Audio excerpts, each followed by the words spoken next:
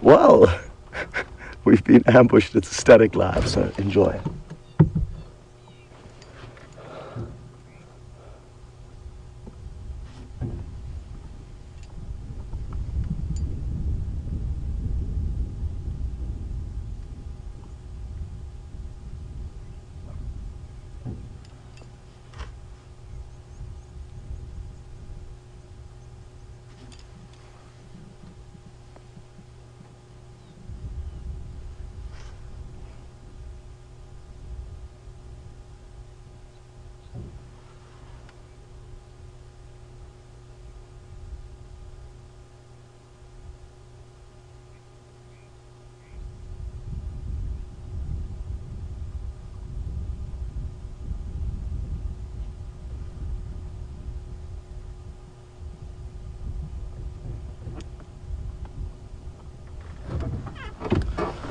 Well, hello everyone and welcome on board with myself, Scott. Apologies for the early on technical difficulties that we just experienced, and we are going to get you back to James, who is with that elephant that you may have got a glimpse of a little bit earlier. So apologies for the break in signal. He does have his picture back up, so we will get you back to him shortly. What a beautiful winter's afternoon it is here though in the Sabi Sands.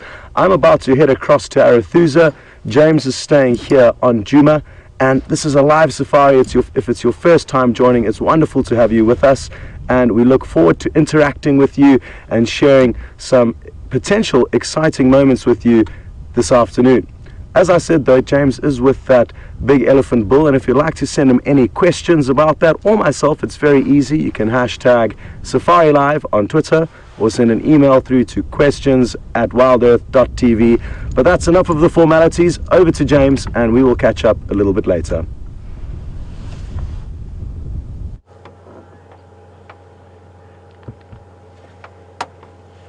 Good afternoon everybody, and welcome to Wendy in the sight of this magnificent elephant bull. I was just saying the other day how I haven't seen a big elephant bull since I've come to Djuma about 9 weeks ago, and there he is. He's in full must, which I will explain just now to you. Welcome, you are on a live safari, as I'm sure Scott told you. My name is James Hendry, and on camera today we have got Jandre, who is looking quite woolly about the hair. He's got basically dreadlocks now. It's quite fetching. Right, we are here at Gowrie Waterhole, where this elephant, I think, has probably had a drink for a while, and he's in need of a lot of water at this time of his life because he is in the state called must. Just remember, I'm going to explain to you exactly what that is now. We do love to hear from you. Hashtag Safari Live on Twitter, or questions@wildearth.tv. If you're on the email, please send us your questions and your comments, especially if you're perhaps a new viewer or perhaps you're a regular viewer who doesn't send us a lot of questions or comments. We do love to hear from you, so keep them coming. So, must. Elephant bull here. You probably can't see it from now. Jandre is just going to zoom in between his back legs, and you will notice that, Jandre, you just tell me how far in there you can get. But basically, he's dripping quite a lot of stuff, and it's a sticky green, foul-smelling substance. Certainly not foul-smelling, but it's quite pungent. And he's got something called green penis syndrome, and that green liquid coming out of him is a sign of must. And must is his heightened time of testosterone, and he's basically looking to find a female to mate with. She will have to be an estrus before she'll accept him, but he's now ready to mate. And what that means is that his testosterone levels are through the roof. He's a little bit ornery. A lot of people will tell you that an elephant in must is in fact aggressive. I think that that's nonsense. He's just irritable. So if you get in his way, you can expect him to become irritated more quickly than he would otherwise. The other sign of must, of course, it's not a sign of must, but it's a sign of stress. If Jandre, if you can go onto his head, you'll see there that he's dripping from his temporal gland, the gland there, eye called the temporal gland. That temporal gland on both females and males will weep like that, when he's in any kind of stress, or when any elephant is in stress from drought. It could be from some social turmoil. They might be hungry, they might be feeling sick, and in his case, he's just feeling irritated and uncomfortable. And that look that he's giving us now is classic must look. I'm just going to turn around because they're just slightly less predictable than they are normally. And I just want to make sure that if we have to extract a little bit quickly, then we can do so. And you can see he's dripping, dripping, dripping, dripping there. More than 100 liters apparently a day will come out of him during this time of the year, and that's why he has to drink a huge amount. It's a funny thing, must. In the older bulls it can last up to a year. In the younger ones, maybe a few weeks for the first must. I think this bull, he's quite big. He's big in my life. And you can just, you can see it dripping, and you can see the inside of his legs are covered. He's probably, I would suggest that this elephant's about 25 to 30 years old, and so his must, I suspect, will last a few months maybe.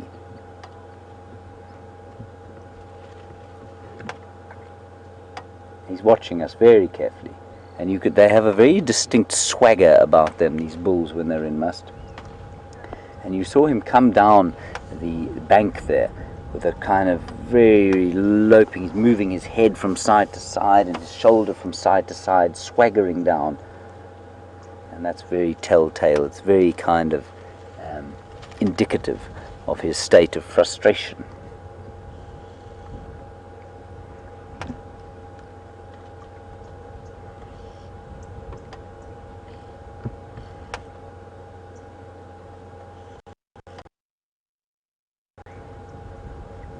He's really got a nice, if you look, he's got the quintessential beautiful elephant face there. And a rounded forehead, which is typical of the bull. The cows, who have a very, and he's selecting a little bush there called the dwarf boerbean, or Scotia capitata, which maintains its leaves throughout the winter, but it's not very common. But it does like to grow on termite mounds, and you can perhaps see just behind there is a termite mound. So much of that bank that he's feeding off will be part of a termite mound.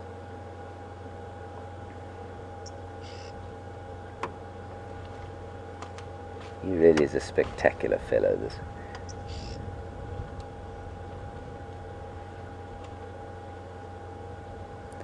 Chandra, are you happy with this angle, or do you want me to go back a little bit? You happy again? Okay, we'll just sit here for a little while and just let him feed. It's quite a balmy sort of afternoon at about 25 degrees, I think.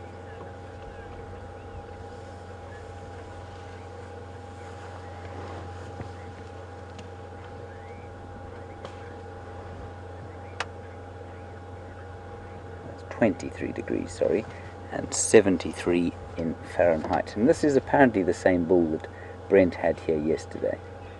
He's a magnificent fellow. So you can see, people will tell you, read, and people will tell you that a must bull is an aggressive animal. Well, he doesn't look too aggressive, does he? He's just a little bit frustrated with life. And the drongos, in fact, everything's going mad. There are a whole lot of oxpeckers going absolutely ballistic in the tree behind us. You hear that?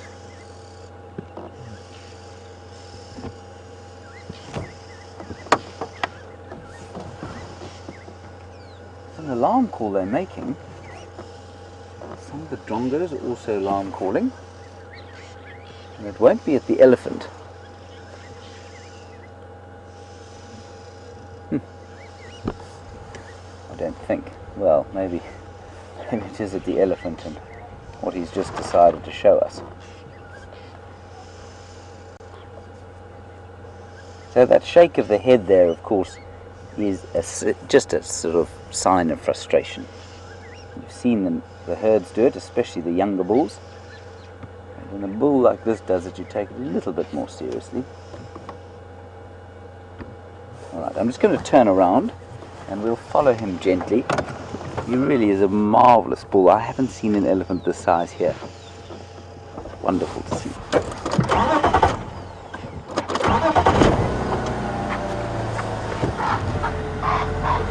that? So that noise is, he's gone back up there. There's still a male impala ram chasing a ewe for some reason, wasting his time, of course, because she'll already be well pregnant by now.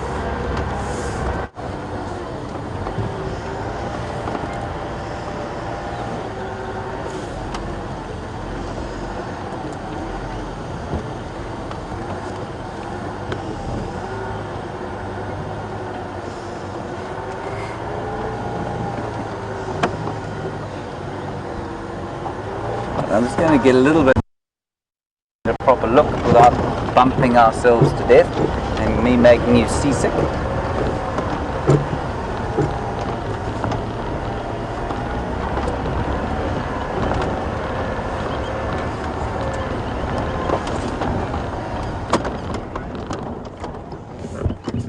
It's quite a nice question from Laura.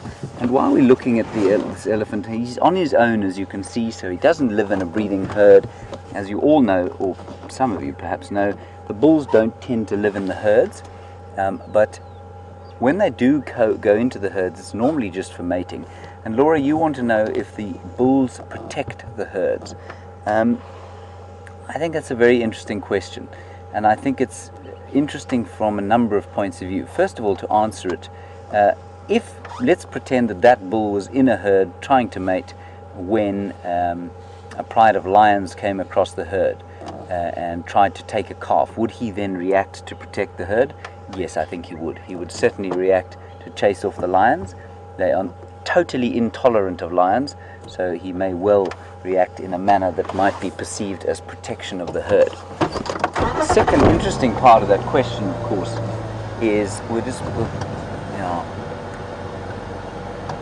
we'll follow him gently behind, I think. So it's going to get a little bumpy at the moment. Don't get seasick and don't spill your drink. So Laura, the other interesting part of your question, I think, is that, you know, it's something we as humans seem to look for. We look for whether or not he's having a drink now. We'll get up there and have a look. We tend to look for animals that behave like people. So one of the traits in a man that we like is a man that will look after his family and look after others and look after the weak. And we look for that in animals, which I think is so interesting. And that, I think, is probably one of the reasons why wild dogs are so appealing to people, certainly to me. And there are very few animals out here that do sort of operate like us on that level.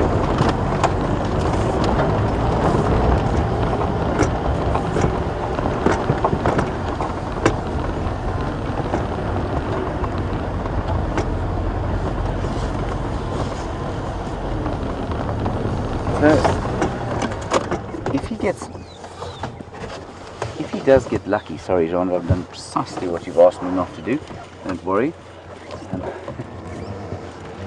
I'll do better next time, I promise. You better.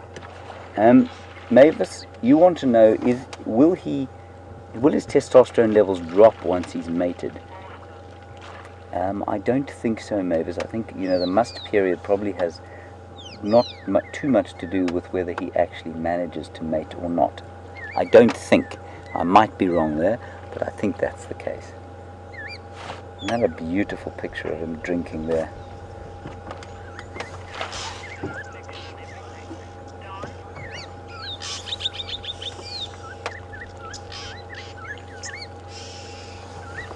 As I was mentioning just a little bit earlier on, the first must that an elephant will go into will normally be probably around 17 or 18 years. And that must won't last for very long at all. It'll normally sort of last probably a few weeks. And I suspect it probably the very first one a few days and nobody actually notices. And then as they get older, and this is a question from Don, you'd like to know how long it lasts. So Don, when they're sort of at full breeding age and when they're maybe say 45 years old, apparently it can last in some of the bulls for up to a year. but I think normally maybe a month or two. I don't think a bull like this will be in must for more than a month or two. But it does vary, I think, between individuals, and it certainly varies with age.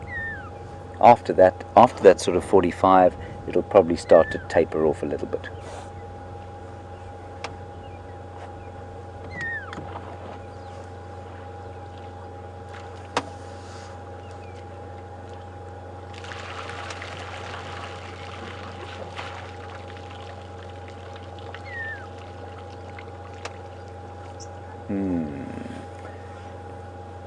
We're just still on the subject of must here, and young bulls and old bulls, and what changes the conditions of it. And Dennis, you have picked up on something that I didn't remember, but I've definitely read the same thing. Dennis in Lakeville says that he read somewhere that if a young bull in must fights with an older bull in must, the younger bull's must might end. Now, Dennis, I have definitely read that. I haven't seen it exactly myself. I suspect what happens, Dennis, is that if it probably got quite a lot to do with the hormone levels and possibly even the testosterone levels. So if an older bull beats up a younger bull, it's possible that his testosterone levels will drop on being vanquished, and so his must will end. I can do a little bit of checking up on that, but I suspect that's probably the case. But thanks for pointing that out, Dennis. I do remember reading something about that a while back.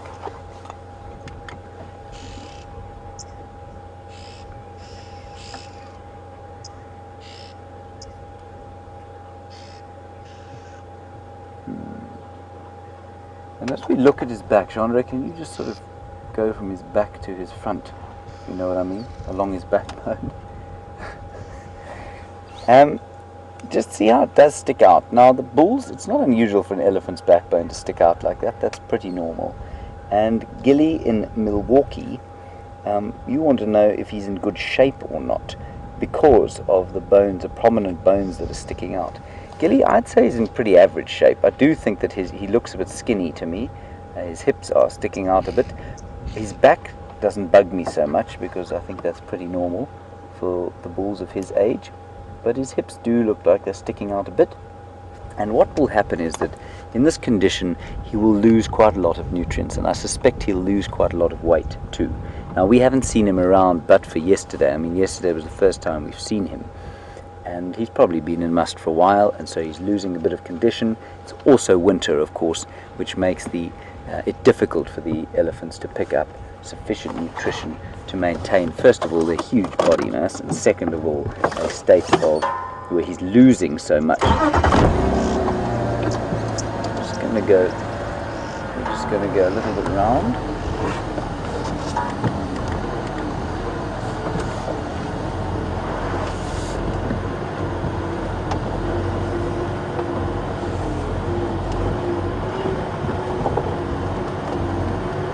Something truly awesome about an elephant like this.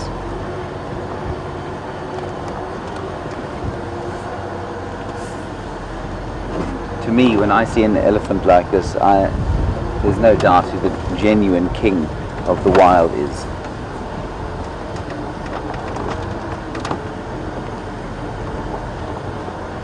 Just while we're looking at this magnificent bull, just remember we have the fireside chat later on today. Sorry, John, let me get around this tree for you. And the fireside chat, of course, is an informal sort of highlights package of the week. And we'll look at various bits and pieces of highlights that we've had this week. There have been so many wonderful highlights. But we'd love you to join us, and you can ask anything you like during the fireside chat. It doesn't have to be to do with what we've specifically chosen as a theme. You're welcome to ask us anything. And you can start the questions now if you like, and we'll answer them during the fireside chat, and that's at our 5:30 Central African time. He's found, this is a very typical trait of elephants here, he's found the inlet pipe for this little water hole.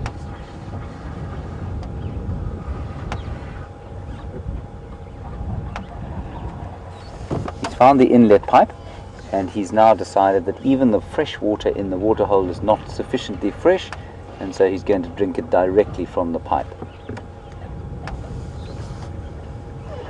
I'm just going to go off him for 1 second, because next to him, or right next to us, at a distance of no more than 1.5 meters, or 2 meters, is a fork-tailed drongo glowing in this late afternoon light.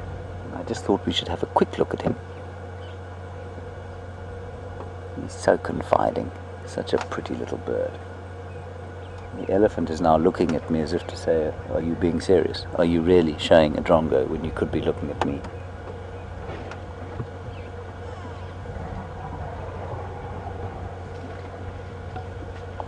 Just a quick cameo of that beautiful fork-tailed drongo who will be following the antelope and probably this elephant to see if he kicks up anything in the way of invertebrates to eat.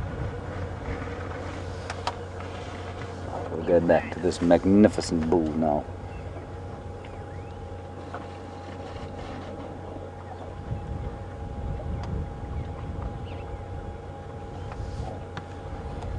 And you might also notice, everybody, those of you who are with us regularly and who've watched some elephants in the last week or so, you know, the elephants are, you've seen them eating and eating and eating and eating, and then they go to water, and then they come away from water, and they eat and they eat and they eat and they eat.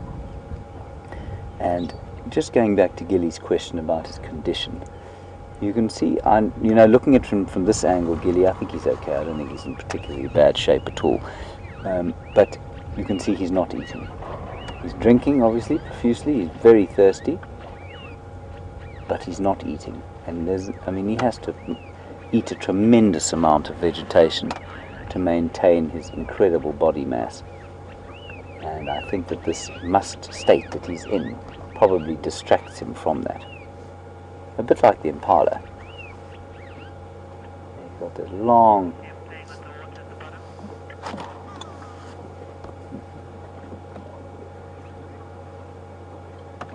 And he's even drinking specifically. He seems to be he seems to be blowing bubbles.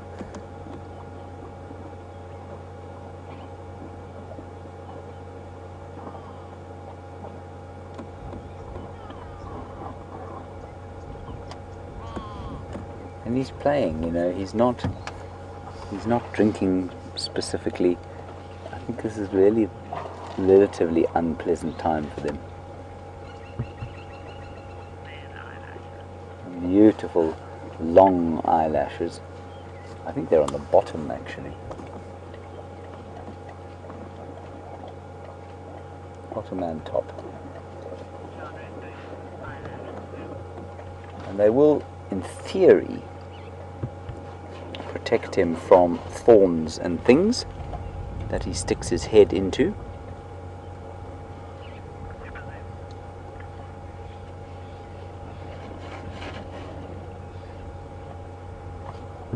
Beautiful. I don't know if he's been crying or if that's sleep in his eyes. Can you see what it is with the super zoom, Jean-Andre? No, it's like gunk. Not just gunk, eh? Just in undifferentiated gunk. Thank you for that biological assessment.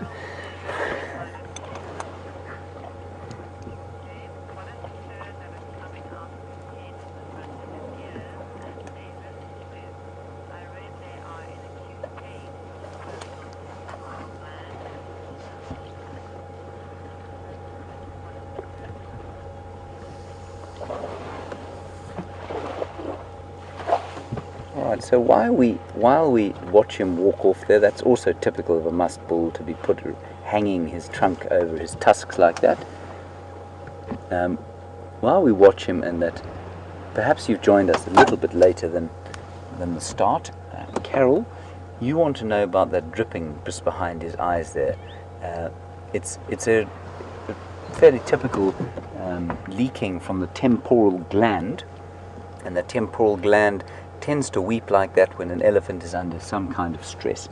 And it can be literally any kind of stress. It can be heat stress, social stress, maybe food stress, maybe they're thirsty, but in his case he's feeling frustrated, he's in must, and that makes him frustrated. And Mavis, you want to know, you say you've read that it causes quite a lot of pain. I haven't read that, Mavis. It's certainly not impossible. I don't think he's in a lot of pain. I think he's feeling frustrated. Elephants in pain, you can generally tell, because they can be a lot more impatient.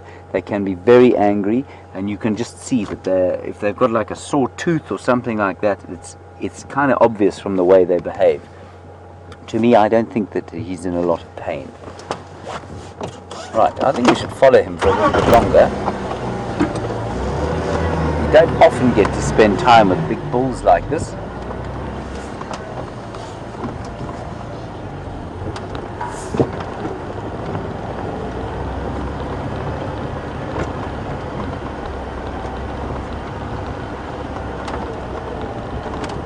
So while we're watching him walking down the road there, he's walking pretty slowly, and a musk bull sometimes, I mean, you can tell a musk bull from kilometers away sometimes, because they walk down the road with this kind of purposeful lope, a swagger, and he's not really doing that now. And Judith in North Carolina, you say you think he does look like he's on a mission. I don't think he is, and maybe if you're postulating maybe he's scented some females in estrus. And where are they? I don't know. I know Scott saw a small herd this morning, but I haven't seen a herd. I saw some tracks early this morning, but nothing too much. So I don't know that if he's managed to pick up the scent of an estrus female or not. And it is, of course, very difficult to tell if a female's an estrus, because she doesn't have any outward signs. So they're that's another interesting topic. It's interesting to know about mammals, that some mammals show very obvious signs of estrus and some have it completely hidden. Human beings are one species that has it completely hidden outwardly. And the only way you can tell if a female is an estrus is that if she's around a bull like that, she will be rather flirtatious. I mean, elephants are not sort of what you describe as obviously flirtatious, but she will definitely sort of shout and trumpet, and she'll eventually back into him.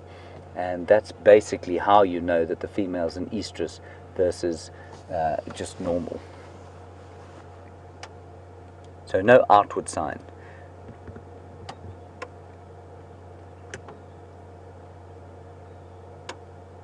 Now he's pretending to feed.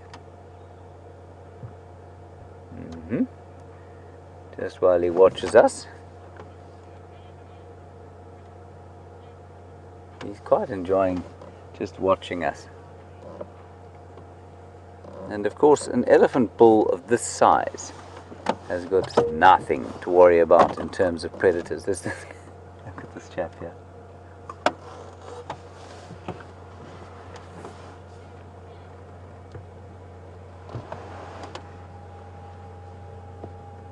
Isn't that wonderful? Don't know if it's the same drongo. Oh, another one. And you can see why he's called the fork-tailed drongo.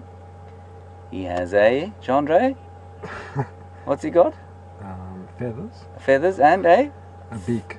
Yes, almost. A forked tail. A forked tail. Well done. Yes, a forked-tailed drongo. Sorry, I won't do that to you too often. So we just have a quick look at his feet there. I am keeping an eye on the elephant. It's difficult for him to become invisible at that size, 6 tons.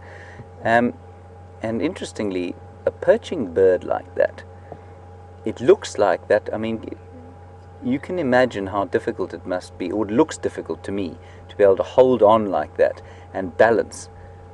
But it's not for a bird. A bird tends to, when they come down onto a branch, they've got ligaments between the toes that automatically clamp them shut. So he's not using muscle power holding there. Yes, he's certainly having to balance a bit. You can see that as it wobbles in the wind a little. But there's not a huge amount of muscle power that's needed while they perch. That is astonishing.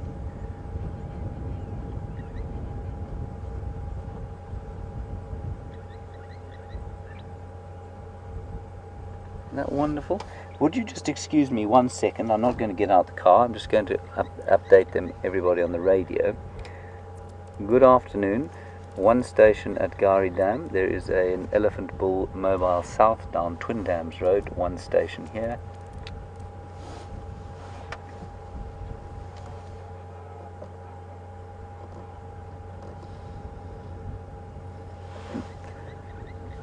Stunning. Right. We'll go further down the road and see if we can catch up with our 6-ton friend, see how he's doing. That lovely, amazing sight of that beautiful fork-tailed drongo.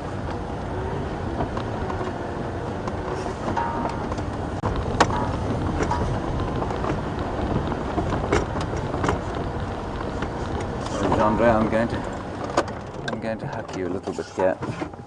Can you see the Bateleur? I think he's going to turn. There's a beautiful Bateleur there. He's a male. Sorry, I thought he was going to turn back towards us. He's confounded me. Alright, we'll head back down the road now.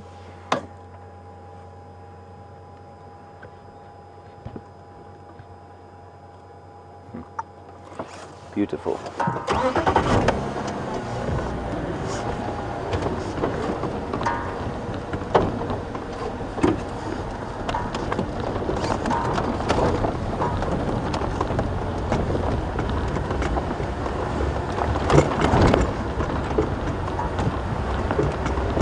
So we're following the tracks of a 6-ton elephant. You'd think that oh look, there's a herd.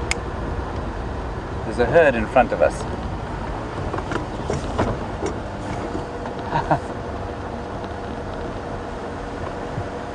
That's very fun. Where's the big boy now?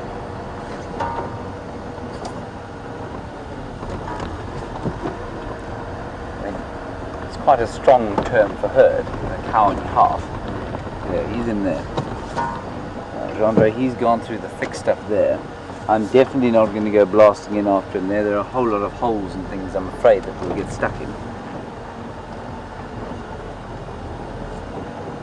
Just go and see this female.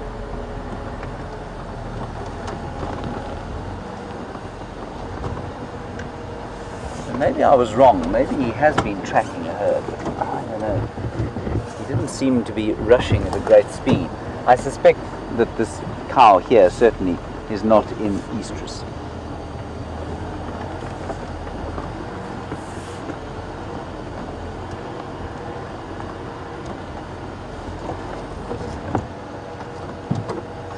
I'm just going to go a little bit forward and then I'll stop.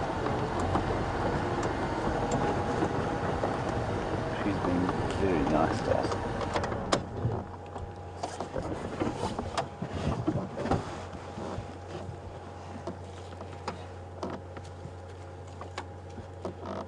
Very relaxed, this one. And very immediately you can see not any kind of dripping from the temporal gland. You can see where the temporal gland is, but clearly not experiencing anything like the stress that the musk bull is. And he's just behind there in that thick bush.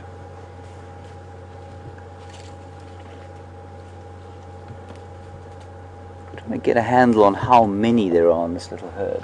Scott saw a little herd today, a cow and a calf and 2 young bulls. And I think that was around here. So it could well be the same group. This is a young cow.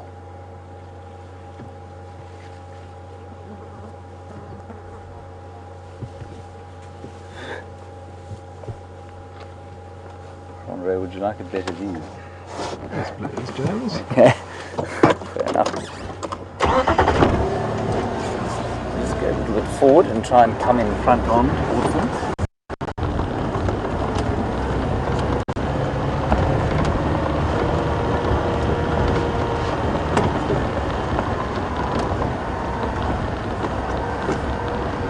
Be able to get into the drainage here. Would be quite nice.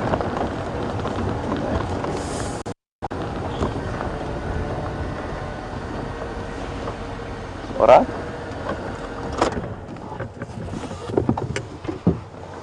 So she's just having a bit of a look at us to make sure she doesn't think we're any kind of a threat.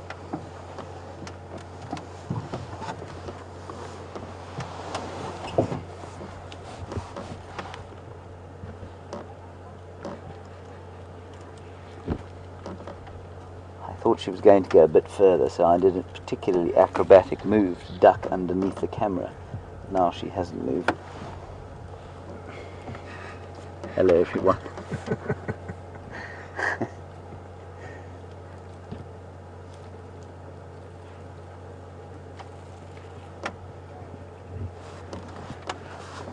I can hear a few more of them off towards the drainage line there, feeding very gently on the last remnants of green that there are before the spring eventually starts. The acacia trees, which is what she's eating now, are taking an absolute hammering.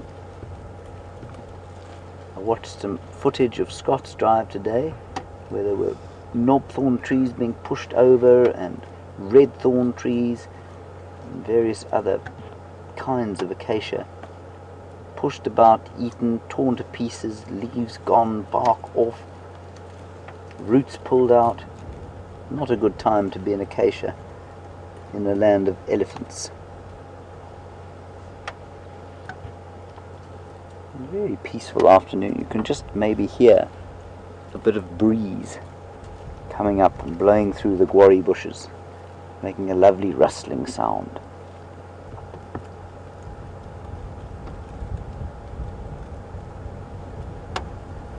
There we go.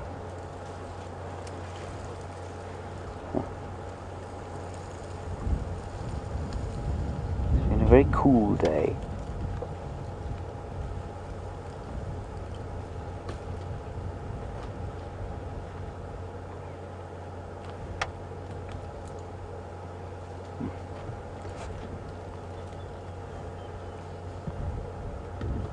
Should we try a little bit in there? Or are you happy here? Try it? Okay, we're going to just go see if we can get a better view. Excuse my head as it pops into frame.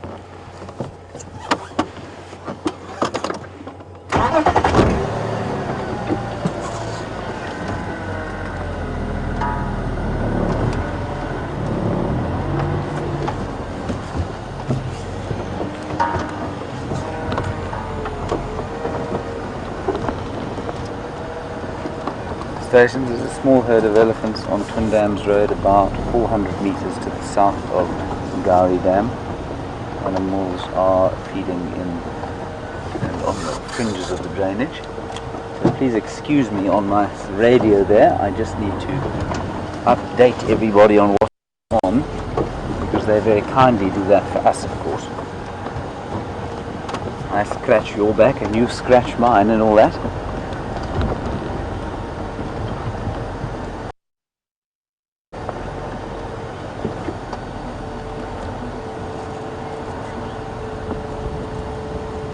Lots of back scratching going on here. Not so, Jean-Andre.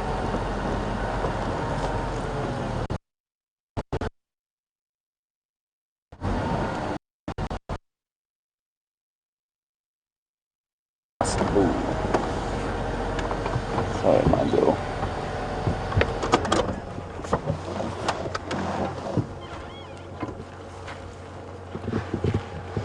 Sorry we went, apparently you lost us for a second.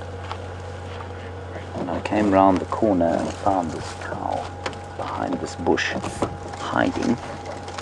Well, not really. And she's just walking behind us, so...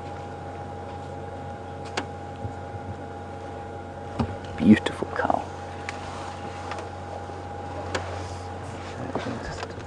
John, I'm not going to move while she's there, because I think we'll have to do a 3-point turn, or in a Land Rover, a 16-point turn. So we'll just watch the little cow, the little calf here, attempting to master his trunk or her trunk. Now what's interesting here is this cow, this elephant doesn't have tusks. and it's big enough to have them. They erupt. There's the musk bull in front of us. I can hear him. The tusks erupt at 18 months. And I think this elephant is older than that now.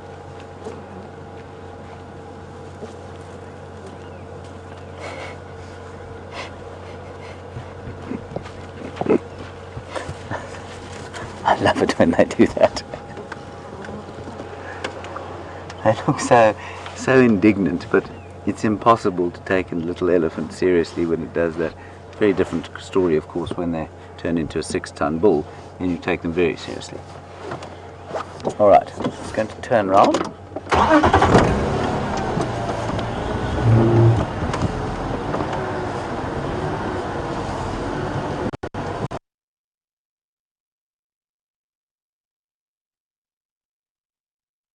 We're in a slightly dippy area, and there is a front, you know, and it's playing havoc with it. I think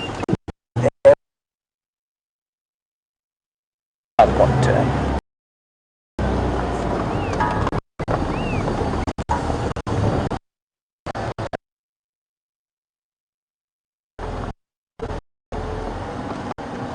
Past. Watching us quite the sound of. Welcome back, and again apologies for the technical difficulties with James's vehicle, but you have spent an awesome amount of time with that incredible elephant bull. Brian and I actually had a sneaky look on the Twitter sphere to see exactly which elephant it was, and he is a beautiful big bull, and I'm told he's just reunited, or at least joined up with, a cow and her calf. So it'll be interesting to see what behavior occurs next with that ongoing. Now we're on Arathusa. We've been searching for any further sign of Shadow and Sindile. Their tracks actually cross into Arathusa from Djuma and then continue along a road, the same road that we're on for a time being, and we're approaching Red Dam, which is a dam just ahead of us where they are seen drinking from time to time. But their tracks have been driven over from this morning, so they're tracks from last night, and a lot of vehicles have driven around. You're obviously searching for them with no luck, but it's made our life difficult now because to actually find the tracks is difficult. A lot of them have been erased from the vehicles, but that's not a problem. We are still in the general area and could get lucky. And there's also the Nkahuma Pride, who are finishing off a buffalo kill not far from here. It's very warm still, so I'm guessing there's going to be not too much action with the lions for the time being, so we'll plan to get there a little bit later on once it's cooled off a bit, which will leave us this initial period to continue searching for any sign of these leopards.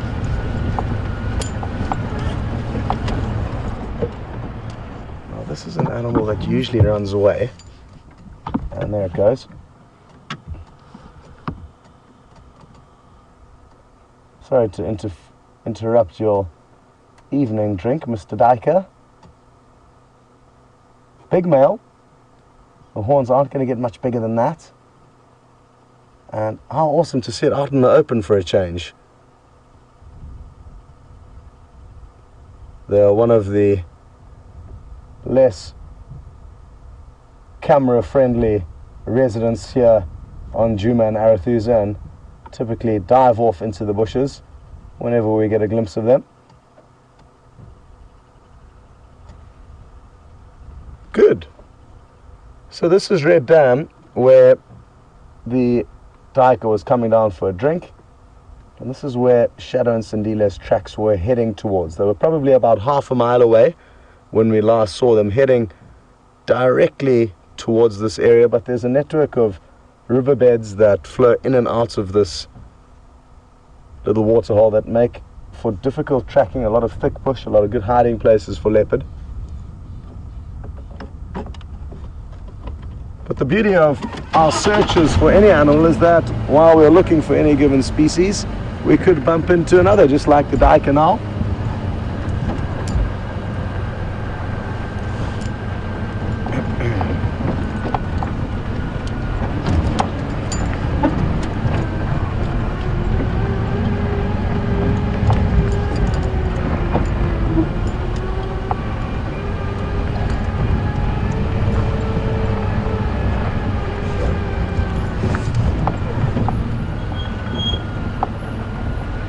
interestingly enough, the Nkuhuma Pride of Lion came to drink at this waterhole probably last night. I'm wondering, I don't think we're going to be able to show you a track. Let's try. Oh. Just in front of the right-hand bull bar, Brian, we may just be able to pick up the track of a lion. Oh, it's not easy, but it is in there somewhere, just over there. So they did come to drink here. The kill's about half a mile away. Very difficult to see, but interesting to know that they did move about half a mile last night to come and drink. Some of them probably would have stayed at the kill, and others come to drink so they can make sure that the hyenas or any other animals wouldn't come and steal it. But with a big kill like that of a buffalo, it's not uncommon for lion to leave if there's water nearby for them to go for a drink. And it's the same with leopard. If leopard are on a kill for 2 or 3 days, they will often leave it, go for a drink and come back. And maybe in this hot weather today, it would have caused those lions to become extra thirsty, and maybe they'll be on their way here fairly soon.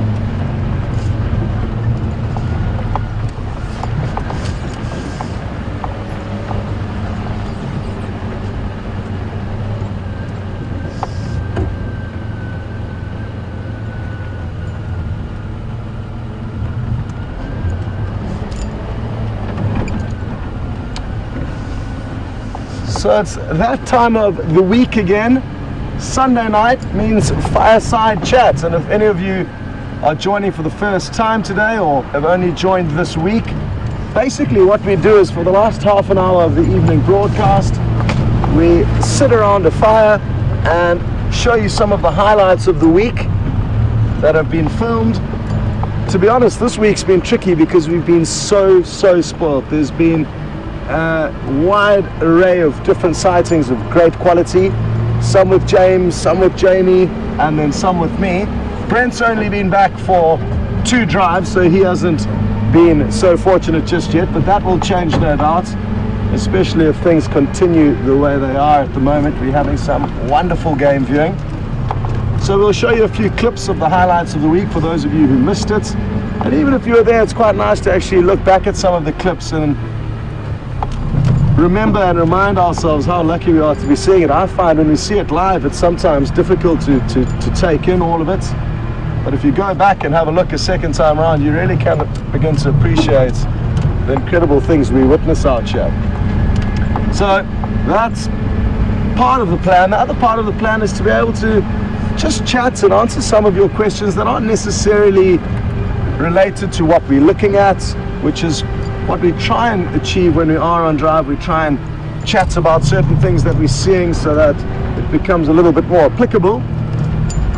But around the fire you can ask us some different questions about our history or our past or our favorite things that may not be suitable to answer while we are on drive. So that's something to look forward to. You can start sending your questions through now if you would like, and it's very easy. You can hashtag Safari Live on Twitter or send an email through to questions@wildearth.tv.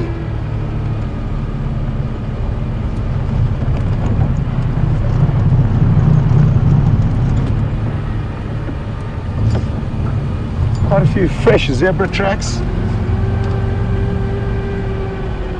heading towards this area we're going in, so we're gonna keep following these zebra tracks. There looks to be quite a small fall in amongst the footprints, so if we manage to find them we will give you a call, but in the meantime we're gonna send you back to James's vehicle with the elephant. He's got back to a good position. Enjoy that, and we will see you a bit later. Hi everybody, sorry about that beastly technical difficulties that we have. I'm not sure what's happening. It's well beyond my capabilities to understand it, but Eugene and Alex from Mother Russia are trying to sort it out as we speak. These things are really difficult to understand.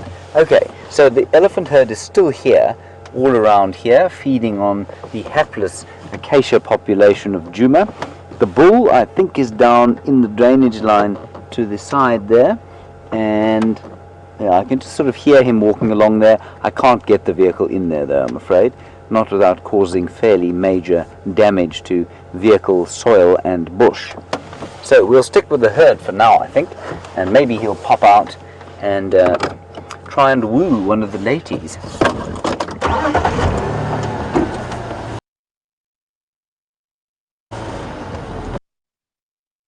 Causing fairly major damage to vehicle, soil and bush. So we'll stick with the herd for now, I think, and maybe he'll pop out and try and woo one of the ladies.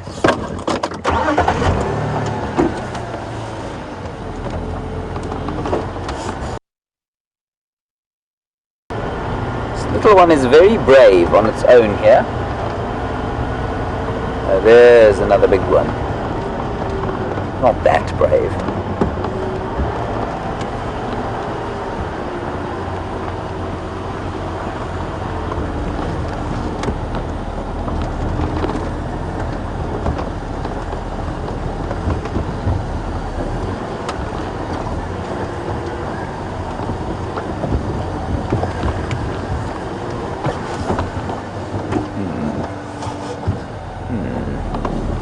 A little bit behind the bushes there.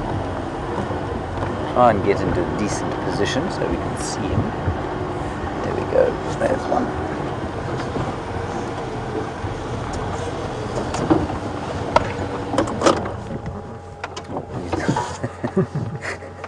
Just as we got into a decent position, he moved. I'll go a little bit forward again, Jean-Bray.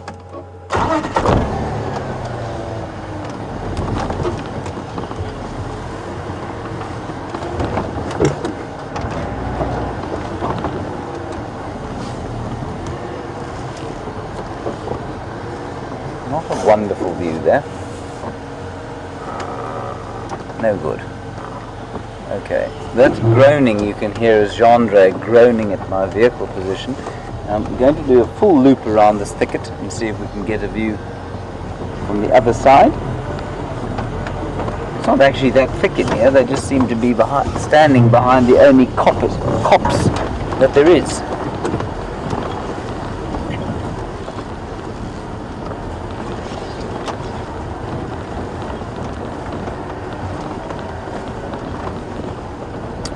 Now, Jean-Bray, you feel free to tell me to stop when I'm in the correct position. Okay. Don't make that strange growling noise. Alright, let's start there. That's fine.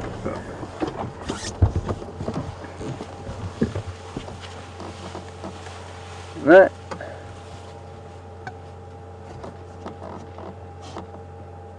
I can hear the bull breaking trees off in front of us.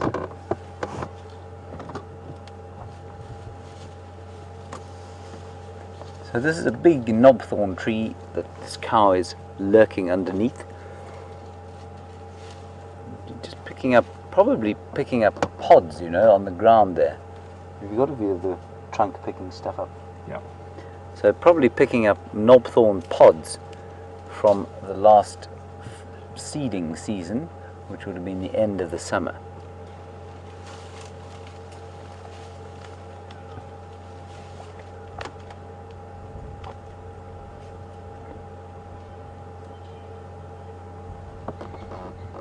Should we go a little bit forward? Please.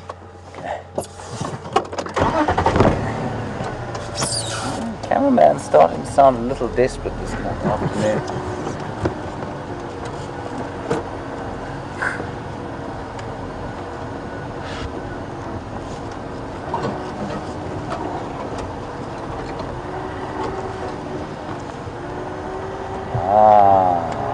There, look at that, Jean-Bray. Don't say I never do anything for you. Is that alright? Slightly back. Slightly back. Yep. You too. Just gonna try and see what they're eating. Wasn't that wonderful? I don't know who she's talking to, but the whole herd would have heard that. And it's a very, very sort of rumbling That's not from the stomach, it's from the larynx.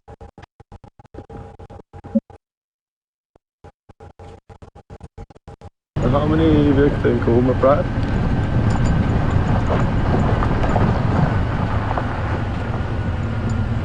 Welcome back. Wasn't expecting you, so good to have you with us again.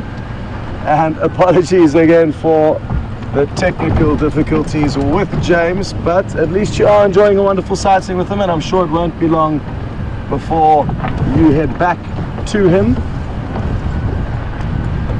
But in the meantime, you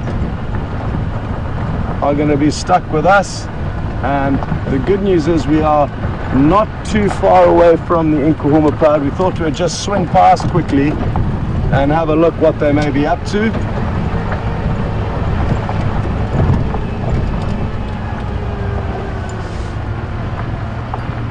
There's a chance some of them may be feeding, but I do fear that in this heat they are going to be fast asleep. So it would be more beneficial for us to return a little bit later. But you never know out here, so that's why we decided to just come and have a quick look.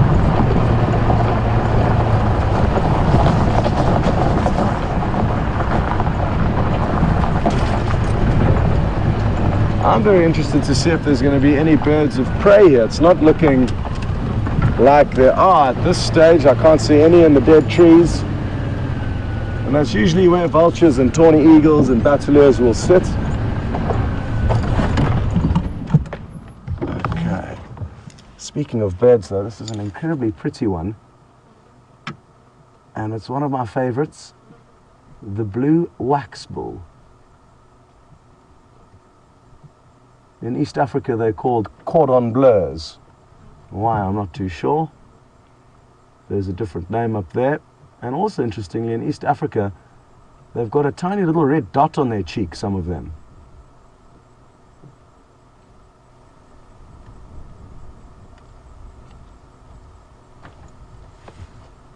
Its mate will hopefully pop out. I think I can see it. It's in the grass. Yeah, there it is. You can just see a little blue fur ball in the grass in the kind of center of the screen there. It comes hopping out. I think it's a bit more brightly colored than the one we've been seeing. But it's not wanting to display itself to us yet.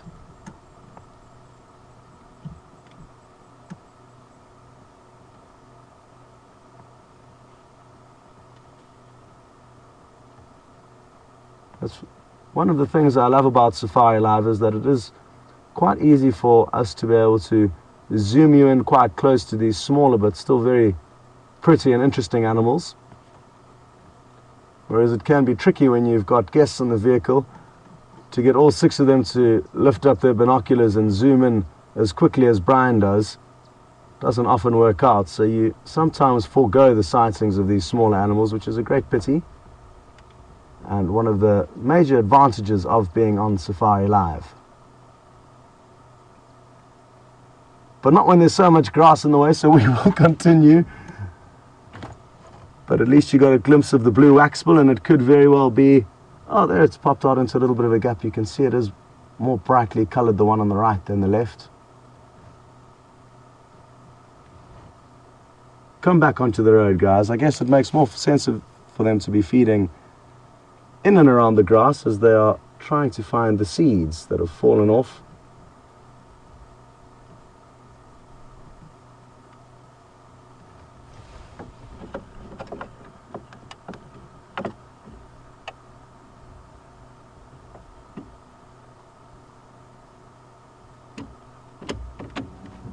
Great.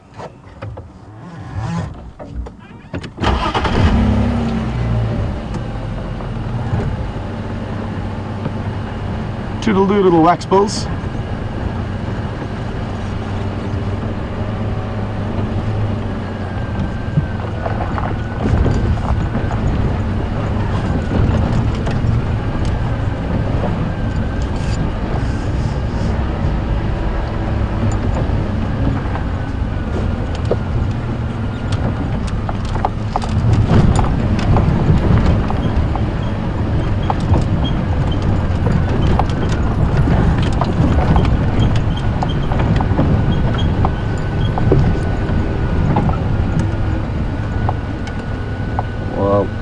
another vehicle here, and it looks like we're in luck. The lions seem quite active.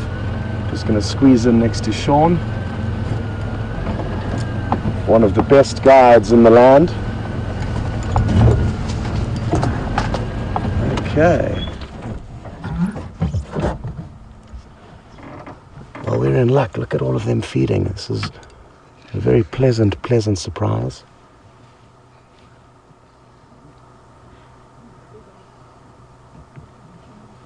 And that is the beauty, like I said earlier, about being on safari. You can try and predict animals' movements as much as you like, but you often get proved wrong. And this is another classic example of that happening. Thankfully, though, it has proved me wrong, but it's in all of our favor, because we may get some growling and competition between... Oh, there they go. The two on the other side of the carcass seem to be jostling for a good position there.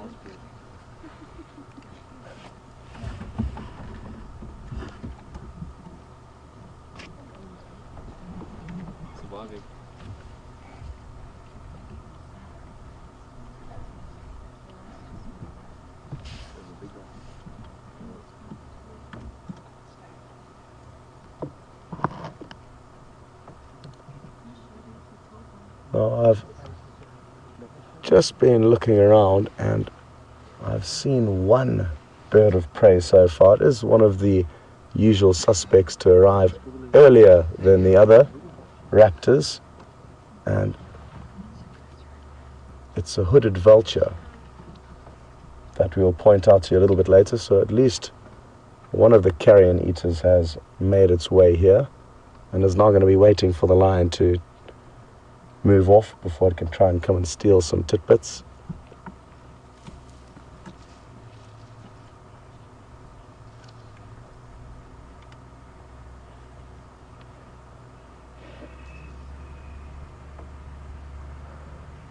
There it is up there.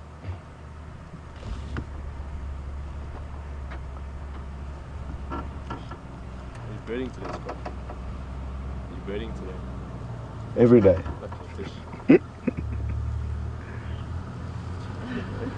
So, very bald head of the hooded vulture. It's the smallest of the vultures we get out here, very thin beak. And it will even feed on the droppings of the lion, which is hard to believe, but that is... You might want to do a loop. I see there's a Scottish here.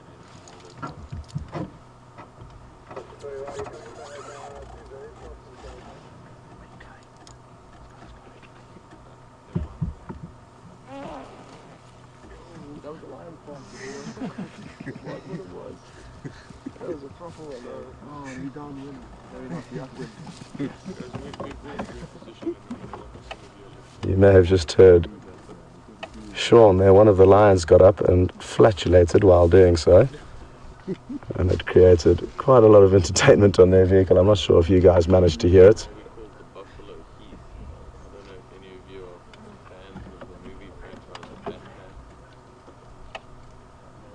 Yeah. So Okay, well, we're going to just show you the rest of the pride quickly, all lying up. There's another individual here. Junior and a young lioness on our right. Junior's the young male in the pride.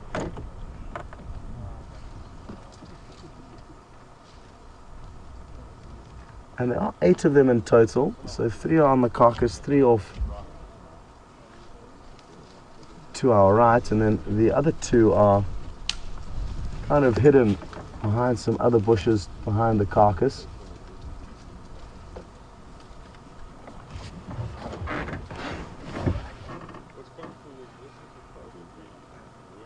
And I'm guessing they're probably going to finish up the kill this evening sometime, and then who knows where they'll head, possibly straight back to Red Dam for a drink, where they probably had a drink last night. But we are going to leave now, and the reason why is we just snuck in here earlier, and I actually wasn't in queue to be here, and Cedric is making his way, and he was officially in line. So it's better for us to make some space for him. I didn't follow the correct protocols and just took a chance. But what I'll do is I'll wait my turn and then come back in a little bit later, and maybe we'll get to see Junior and some of the other members feeding. So let's carry on, and we'll swing back there in through the area of where we last had tracks of Shadow and a Cap Sindile. Close to the one eye antenna was on the other side. About 100 meters north, on the other side. She was lying next to the road. On Vuyatela side? Oh, Reese. Maybe she made a bomber there, I'm not too sure. Okay, thank you very much. That's exactly where I'll go. North of One Eye Pan. Yeah. Okay. Well, Reese, Sean's tracker, has just given us a very kind update, and he's actually bumped into Sindile a little bit earlier on the main road between Djuma and Arathusa. So let's race off there and see if we can find him. Thanks, Sean. Cheers, everyone.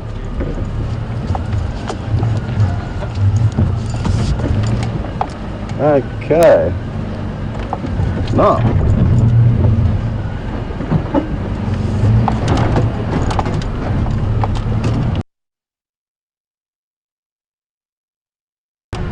apologies for dragging you away from the lions so abruptly, but it's led to good things, and by us being there when we were, we got that wonderful update from Reese. And it's not the first time that Reese, Sean's tracker, has helped us finding Sindile.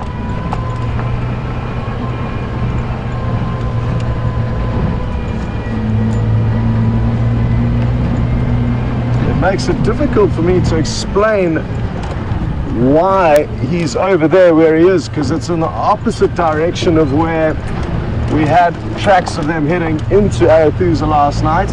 But what may have happened is she may have headed into an area to move him to somewhere close to where she'll be hunting, and then gone off hunting in that general area and was maybe successful on Djuma, and then has gone and collected him and taken him back. So that's what we're hoping for.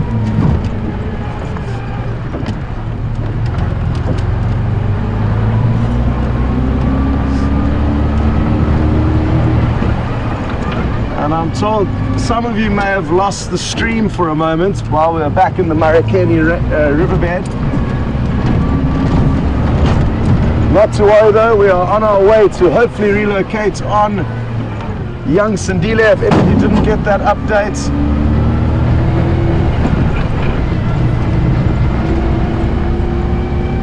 As Reese, one of Sean's trackers, or Sean's trackers, saw him a bit earlier. So we're going to try and get there as quickly as we can.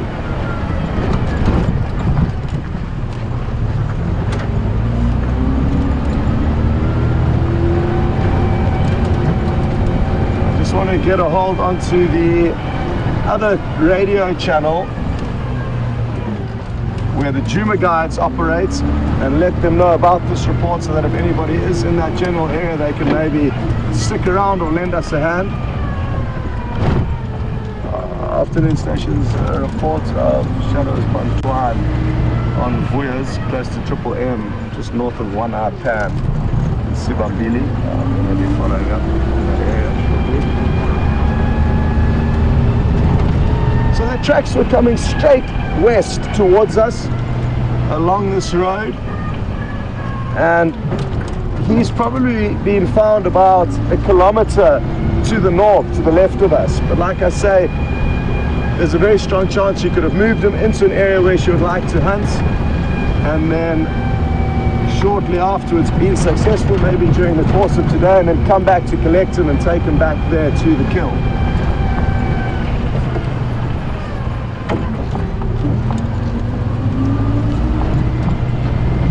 Last station, go again. Sorry, I just need to keep chatting on the radio. I think the guys want some more updates.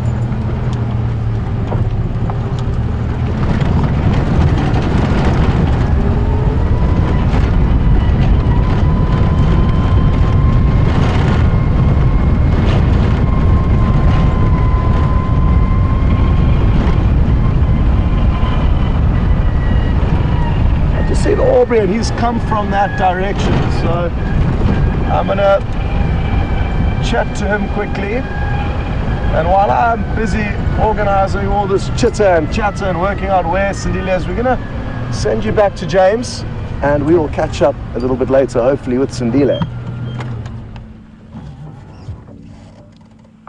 Aubrey for Scott. Hello everybody, welcome back to Wendy. Sorry about our signal issues, absolute disasterville, but we're back and we're not alone. Oh no, there we have a giraffe.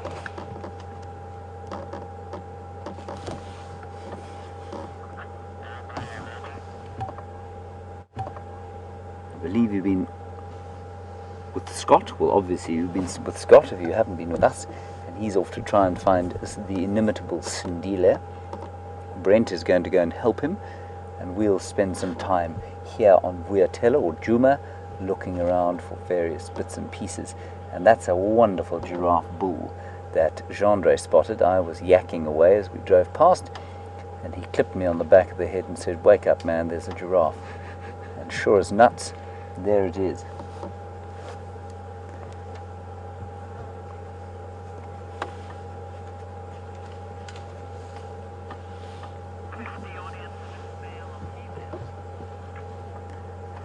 I would test you as to whether it was male or female, but I have just told you that it's a bull, so I won't do that. But you can see quite nicely from his face there, not from his face but from his horns, dead straight, bald on top, ergo he is a male. Females have appropriately hourglass shaped horns with tufts of hair on the top of them.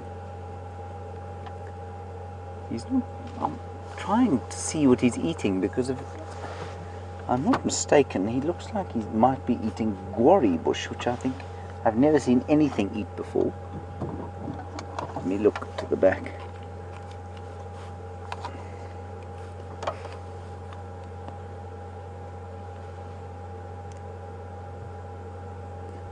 Whatever it is, he's cunningly hiding below the tree line there. He's not a young fellow, that, and I know that from the number of, or the amount of calcification there is on his skull. There's calcification above his eye. You see that, Jeandre? And just below his two horns, and then on his nose, you can see it's got so calcified that it's actually broken the skin. Helped along, no doubt, by some ectoparasites. But he's still rather a precious boy. Look at him. Oh, he's wonderful. And he's just having a look at us. He's attracted by my voice. What are you laughing at, Jeandre?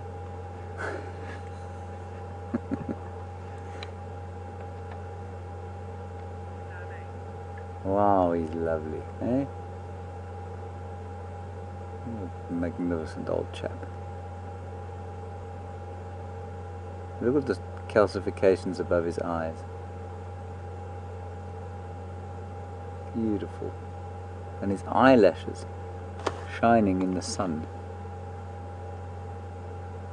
This, of course, is why Jeandre says light from 90 degrees is so much better than front or back. Correct, Jeandre? Not quite. Back. Okay, never mind. I'm talking nonsense, everybody. Please disregard everything I say about the camera. I don't know what I'm talking about. The way the light shines off his eyes.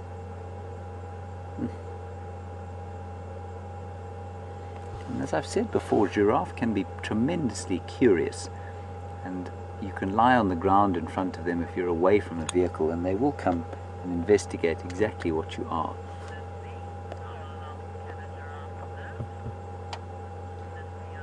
And so, like I say, he is quite old, and you can tell from the calcification in the skull, the amount of ectoparasites that have clearly eaten away at his skin, which is totally normal on giraffe, and also from the darkness of his skin, or of his fur.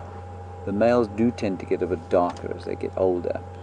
And Lindsay, you want to know how old will he live? Well, potentially about 25 years out here. And I think he's probably, he can't be too far off 20. He's probably 20.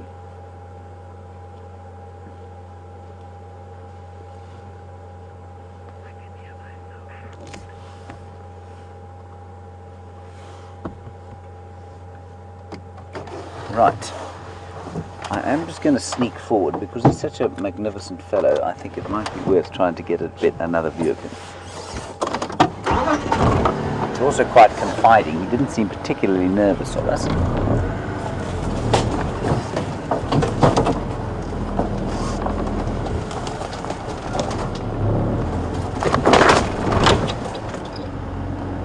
Of course, if I make a sound like a forest clearer, then he might run off.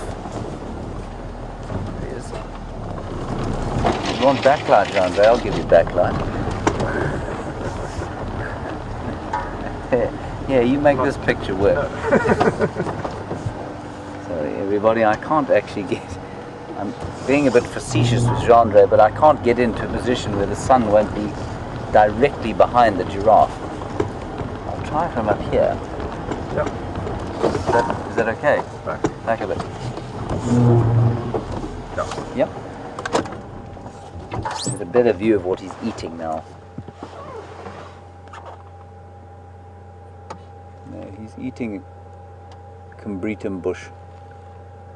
It's so nice that he's so relaxed. It looks like he's eating a combretum tree that has somehow managed to maintain its leaves.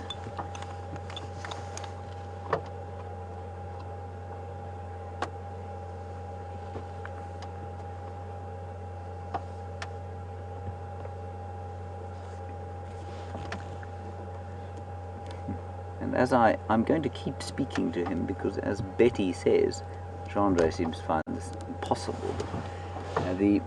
The giraffe, for some reason, do seem to like my voice. I don't think it's my voice. I think it's just that they're curious and they hear an odd sound, and so they look up and they kind of come a bit closer if they want to understand exactly what it is.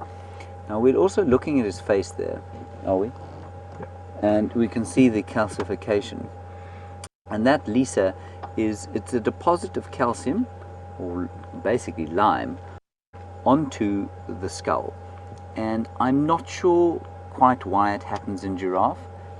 It's just a kind of, I mean, it happens in, you find it in people actually if you have sort of not gentle, but if you have head trauma that isn't too severe, you'll find the skull does calcify. So on football players or rugby players, their skulls do get a bit thicker. So it might have something to do with the fact that they do, I mean, when they fight, they do bash their heads. Might have something to do with that. I think in this area, certainly, a lot of the water's got very high lime content, and that might have something to do with the extra sort of calcium that gets deposited there on the skull. But I'm not entirely sure as to why it should be there and nowhere else, or, you know, I suspect it has to do with some kind of protection when they fight. You know, they really do thrash each other with those heads, and that the horns don't take much of the impact. It's largely the side of the head and the front of the head that takes the impact. So that's probably got something to do with it.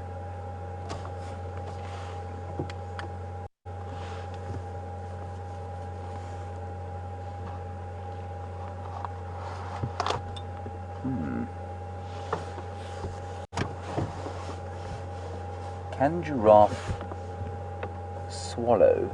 Sorry, Jean-Andre just spotted some oxpeckers. Jean-Andre is just looking at some oxpeckers there. The oxpeckers are eating a whole, oh there he is there. They're eating the ticks, of course, and ectoparasites that are on the giraffe's neck. That one looks like it's just having a bit of a relaxed time. And the red-billed oxpecker is not a pecker, it's got a sort of scissoring motion that it uses to take off the ticks and ectoparasites, and that's what you can see there now. And when they, of course, they do drink, so they drink a lot of water, which perhaps helps them with that lime that they need to calcify their skulls. And Beth, you want to know, are they able to swallow while their heads are down and drinking? And Beth, they probably can. In fact, I'm pretty sure they can. From you know, they've got a very powerful peristaltic movement, and peristalsis, for those of you who don't know, it's the kind of wave-like contraction of the digestive tract. It happens in you, it happens in all things with the digestive tract, and there's a very sort of fine group of muscles that contract, and it's like basically like pushing toothpaste out of a tube. That's what your intestinal tract does, your alimentary canal. And the giraffe's peristaltic motion is obviously quite strong, because it's got to bring food up to the top of the mouth when they are chewing the cud, and so they can probably swallow quite effectively when their heads are down. Nice question, that. Thank you. Didn't think about it before.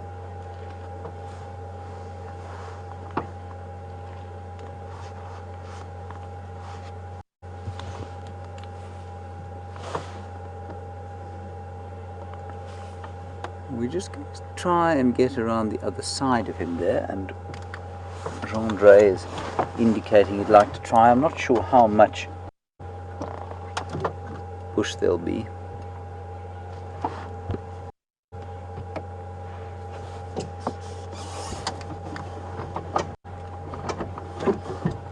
Alright, so we'll just go around the front here.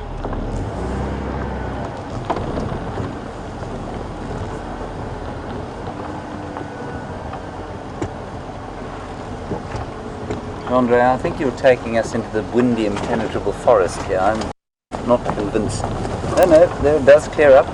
My apologies.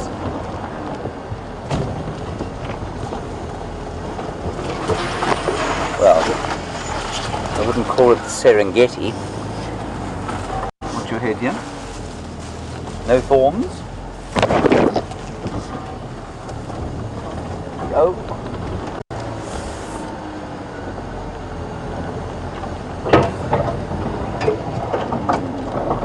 Such a nice picture. We're gone for the bushes. There we go. You get a bit of a view of him there as he... Oh, wonderful. Is that okay? Wonderful. Okay. See? Don't say I never do anything for you. There you can see how dark he is. He's also quite, you know, you can see his hips sticking out. He does look like quite an old fellow. And that, just while you see him pushing his head through the bushes there, those are not particularly thorny, but you can see why those eyelashes are so necessary. They really are very necessary to protect the eyes from the branches. And what is he eating? He's not eating guarri, he's found something else within that guarri bush that he's now chewing on.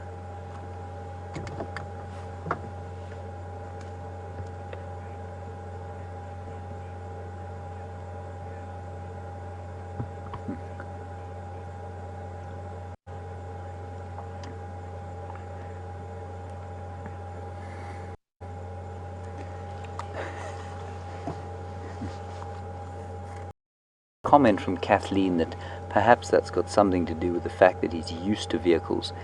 Kathleen, I think that's probably spot on. He is probably very used to vehicles. But giraffe are naturally curious. And so it doesn't take too long before they're able to, before they'll tolerate cars. On foot it is different. If you walk up to them, they take off at an astonishing speed. We were on a run the other day, Scott and I, and we were running along a road. In fact, there were 4 of us on the run, including Jean-Dre, who runs in enormously heavy boots.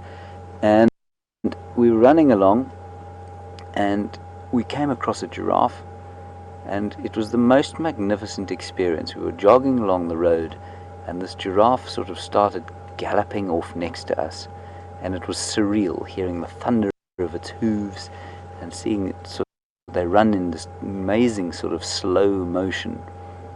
And we both stopped. Scott and I looked at each other and we just said, can you actually believe that this is what we're doing on a Thursday midday? Who else in the world gets to be privileged like we are now? And little Gracie, aged 8, you say that maybe maybe I should sing to the giraffe, because if it likes my voice, it will come closer. Gracie, I'm not going to sing to the giraffe. I think that maybe if I sang it would go away, and I don't want to make it go anywhere other than it is now. Thank you for your comment. You just keep them coming. There's beautiful light there on the giraffe's face.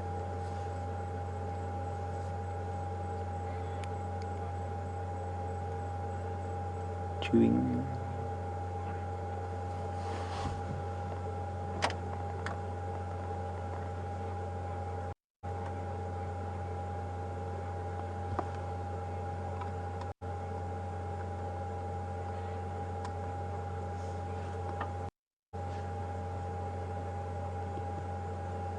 As he turns his head round again there, you can see two bumps behind his horns. Jeandre, can you try and get in on them? I'm looking now with my powerful binoculars. And Judith, you want to know what are those? Good question. Judith, they're not mini horns, but they look like an extension of the sort of first cervical vertebra. And I suspect that also, I've seen that calcify as well, and I think that's probably what that is. It's just kind of a pronounced first cervical vertebra, and it does seem to have some kind of calcification or lime deposit on the top there, and that's why it's sticking out like that with the oxpecker riding high between those two joints. It's actually part of the skull, you know. It's not the first cervical vertebra. It's where the skull joins the first vertebra. So it's definitely some kind of calcification. Well spotted. And he does, this has been pointed out now, of course, that he's not eating the gory bush, but he's found some kind of a creeper that's growing in the gory bush. And I can't see what it is exactly. But a bit like an elephant, elephants will often find creepers in various trees and select for them specifically. Just watch this giraffe, watch these oxpeckers. I think they're going to come down onto him.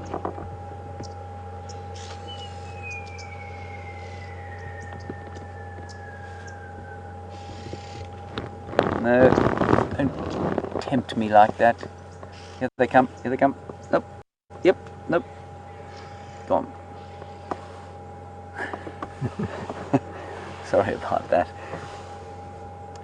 So there's two red-billed oxpeckers.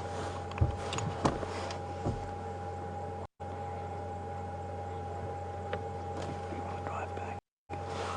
Okay.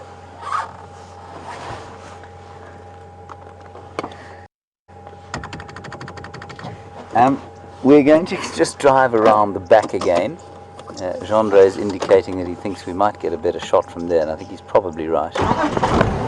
Ooh, Jeandre, are you sure? You sure? Your call. Okay, we'll stop there for now.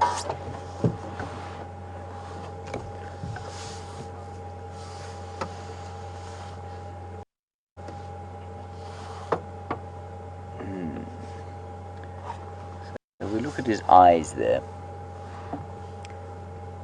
searching all the time. Pamela, you want to know how well they can see. I think the answer is probably very well. They, being that height, their eyes are their best defense against predators. And you often see them looking in certain directions when they hear something, or perhaps when they smell something. The first thing they do is turn their heads to look. So I think their eyes are particularly important. I don't think there's anything out here other than rhino that have particularly bad eyes. In fact, I'd say just about everything has particularly good eyes, except for the rhino.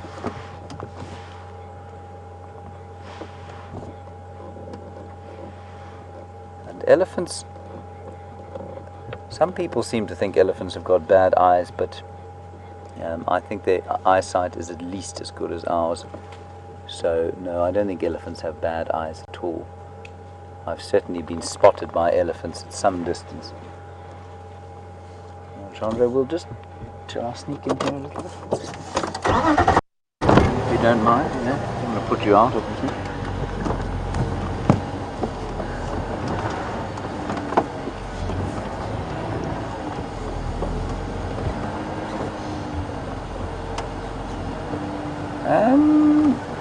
Just while I drive here, I have mentioned that I've lain down in front of giraffe before and that they come and investigate. In fact, I was doing it the other day when we went live, hoping that they'd come up to me. Sorry, I'm just going to drive very gingerly through here and hope that he doesn't take fright. He's not taking fright, but he's not that happy to see us here. And James, you want to know how I stop a giraffe from kicking me if I'm lying down? Well, you can't really, but normally they're not doing it as a form of defense. So they kick in defense, and if they're coming to investigate you, it's because they don't feel particularly threatened. So it's unlikely that you'll receive a kick. If you do, it will be very unpleasant. They kick very well with their front and back feet.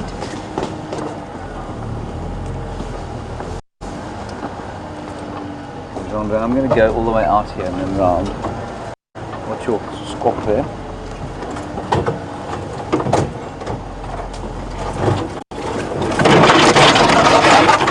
Alright. It's the aerial, alright.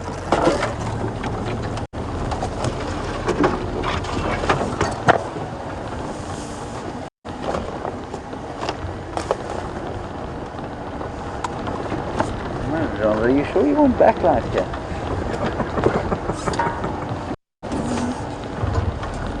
That's what you want? How's that?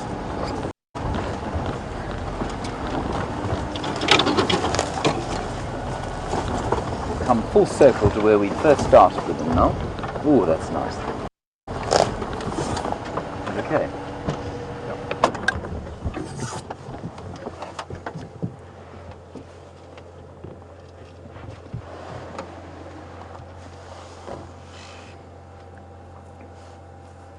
I've very seldom been able to spend this amount of time with giraffe. They normally wander off, or go into some thick bush where you can't follow them. And so it's really nice to be able to spend a nice afternoon with this chap as he feeds and luxuriates in the late winter sun.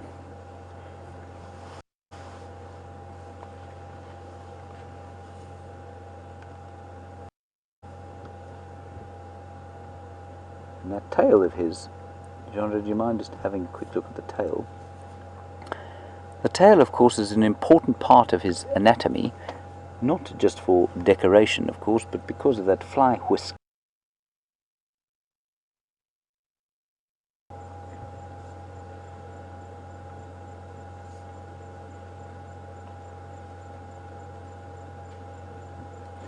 Alright, well, I think we'll probably leave this fellow now, head on down to Twin Dams, aka Catfish Puddle, and see what's going on there.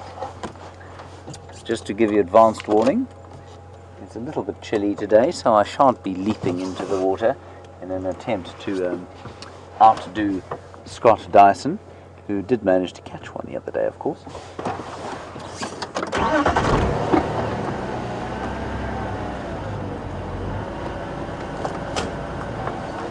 Scott, by the way, is still on the trail of Sindile. Nothing as yet. Rest assured, we'll go hieing over to him at great speed should Sindile make an appearance.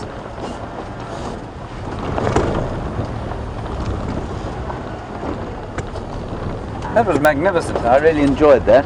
Very nice to spend some time with a giraffe like that. And I'm even getting a thumbs up from Jean-Andre, so it must have been pretty good.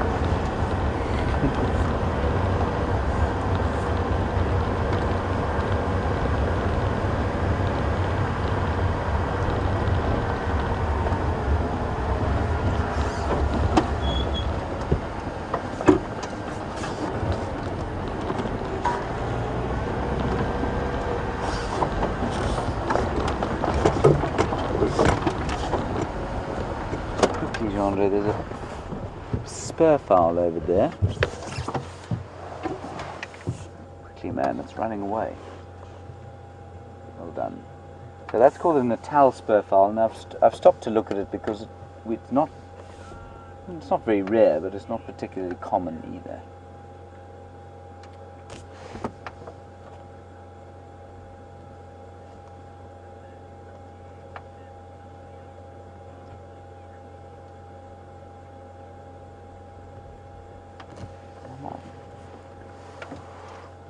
Right, so that's the Natal spurfowl, or Franklin, one of the 5 spurfowl or Franklin species that we get here. And that's one of my favorites. He's got a very unattractive call. It's just a long squawk, especially when alarmed. I think what we're going to do now is we're just going to quickly nip down to Twin Dams actually. There are some elephants around, apparently near Gowrie Waterhole, but we're closer to Twin Dams than we are to there. Then we'll make our way back there. I just don't want to race back there after we've had a wonderful elephant sighting to start with. So let's go down and see Twin Dams first, and then if you want to see the elephants, they probably are on the Gowrie Dam can, but we will go back there fairly shortly.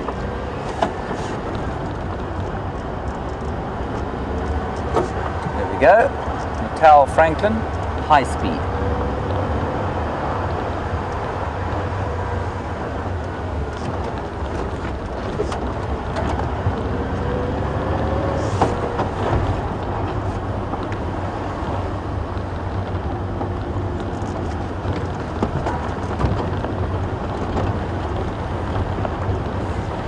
Definitely a slight smell of the end of the winter here, which is very nice.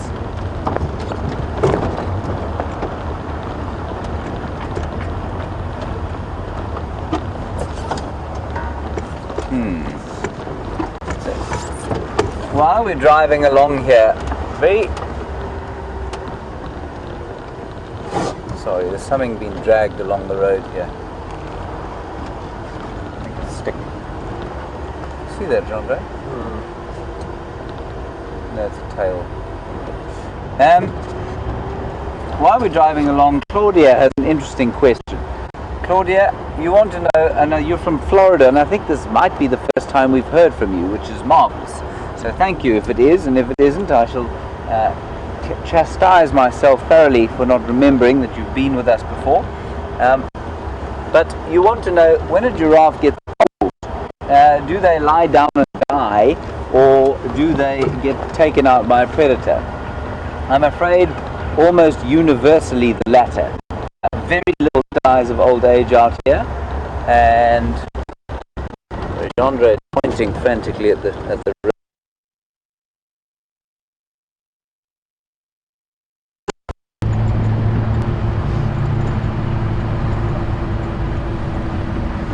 Welcome back everyone, and again apologies for the break in broadcast from James,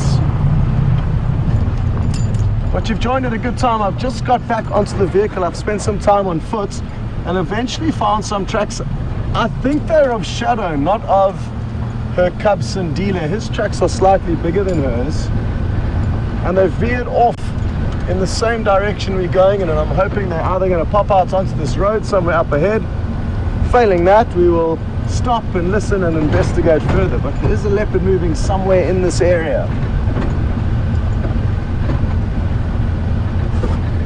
Like I say though, even though Sindile, the cub, was seen a few hours ago,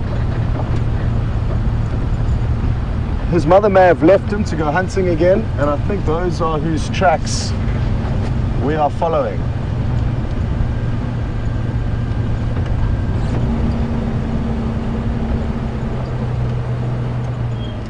What are you doing all alone here, lady?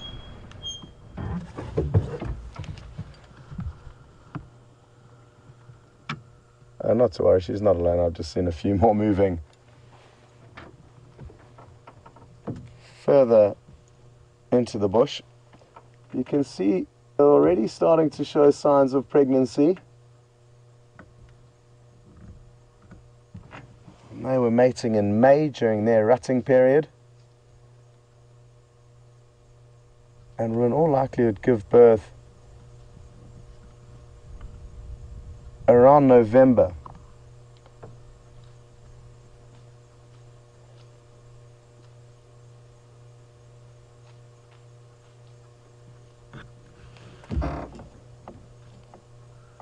You can see how she's swiveling her ears in all directions to make sure she can hear any potential threats.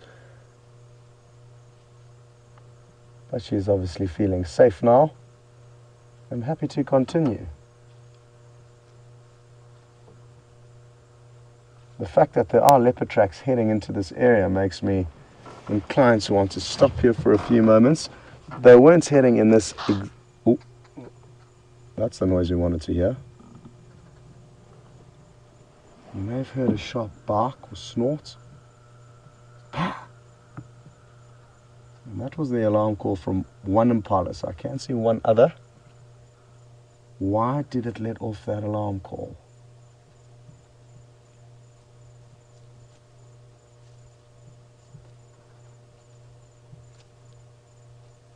There you are, that's the one that just let off the alarm call. It looks like a younger female, so she's not showing signs of pregnancy and was probably born November last year.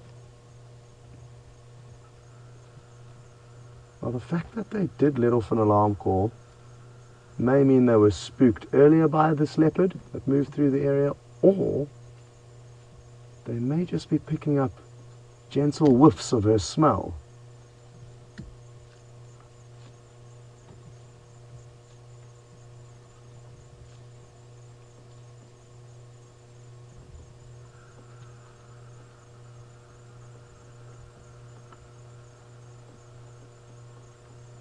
Very alert. It is thick bush here, so I don't blame them for being cautious.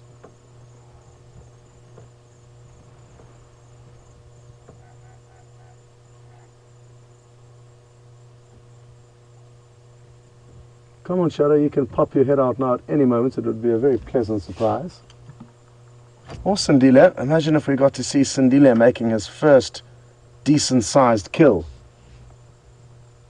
We've never actually seen him make a kill. He nearly killed a dwarf mongoose live that we would have been able to see, but he missed it. But we have seen him with a dwarf mongoose, so he has made one confirmed kill, but I'm sure he's made many, many more in his 1 year that he's...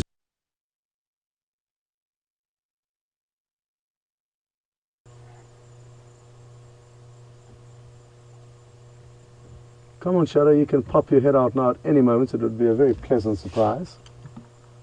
Or Sindile. Imagine if we got to see Sindile making his first week, I must say, by him, with him playing the guitar and singing along for us around the campfire here at Djuma.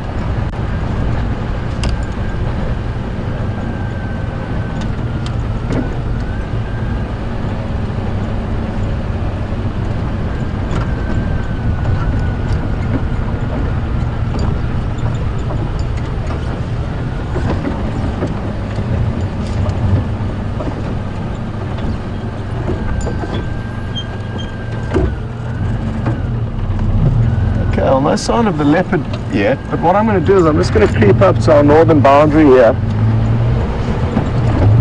and see if we can't get you a long distance visual of a pod of hippos who live here at Sydney's Dam. There's also a black-backed jackal that was seen in this area yesterday by Brent, which is a jackal we don't get to see very often in the Sabi Sands. I think it was the first time that Brent seen one, and I actually saw it yesterday as well, and I think it's also the first one that I've seen since I've been here on this production. Interestingly, there's more side-striped jackals here, which are less common throughout South Africa, but more common in this little patch of wilderness where we are.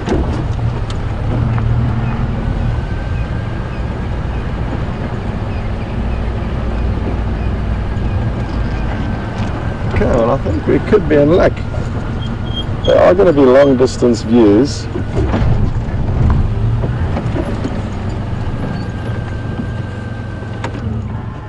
But you will be able to get a look at some hippos. I can see two look like they could be having a bit of a fight in the middle of the dam, and then there's more out to the left. But Brian will take you on a tour shortly. Animals we don't get to see very often, especially in the winter months when our waterholes are too shallow for them.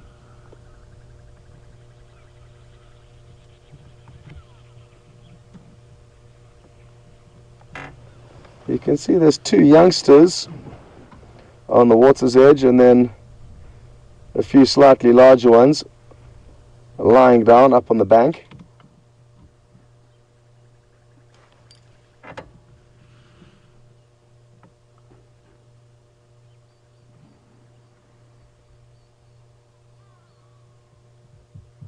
The two that did appear to be having a bit of a tussle earlier, I couldn't see until right now. One of them has just popped back up again, but we're not missing out on anything there yet. Things could heat up though, so we'll keep an eye on them.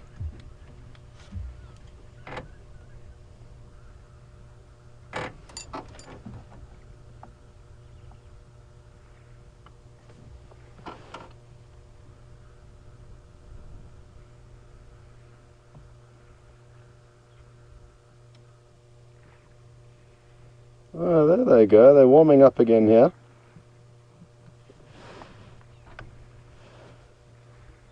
And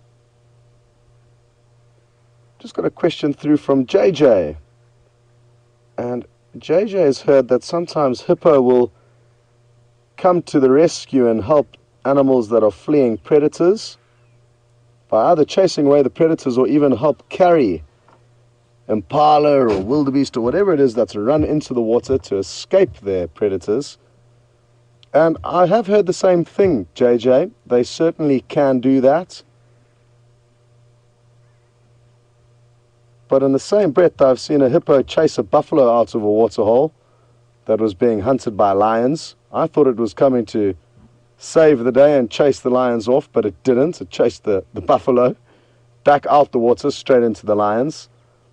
And on 3 different occasions at the Arathusa waterhole, the guys have seen one of the hippos killing antelope that run into the waterhole to escape. Oh, that was awesome. Big spray there. So far, the one hippo has killed a kudu, a waterbuck, and an impala. The guys have seen, I think, every time they were chased in by kudu, they were chased in by wild dogs, and on 3 different occasions the hippo went straight up to them, bit them, shook them, and that was that. And they've got no inclination to eat meat. I have seen them sometimes mouthing carcasses, chewing on them, but almost inquisitively, not for food. So I guess it all depends on the individual, JJ. Some will be a lot more caring and thoughtful for the fleeing prey, and others will be a lot less welcoming and, like the one at Arathusa, chomp down and kill them.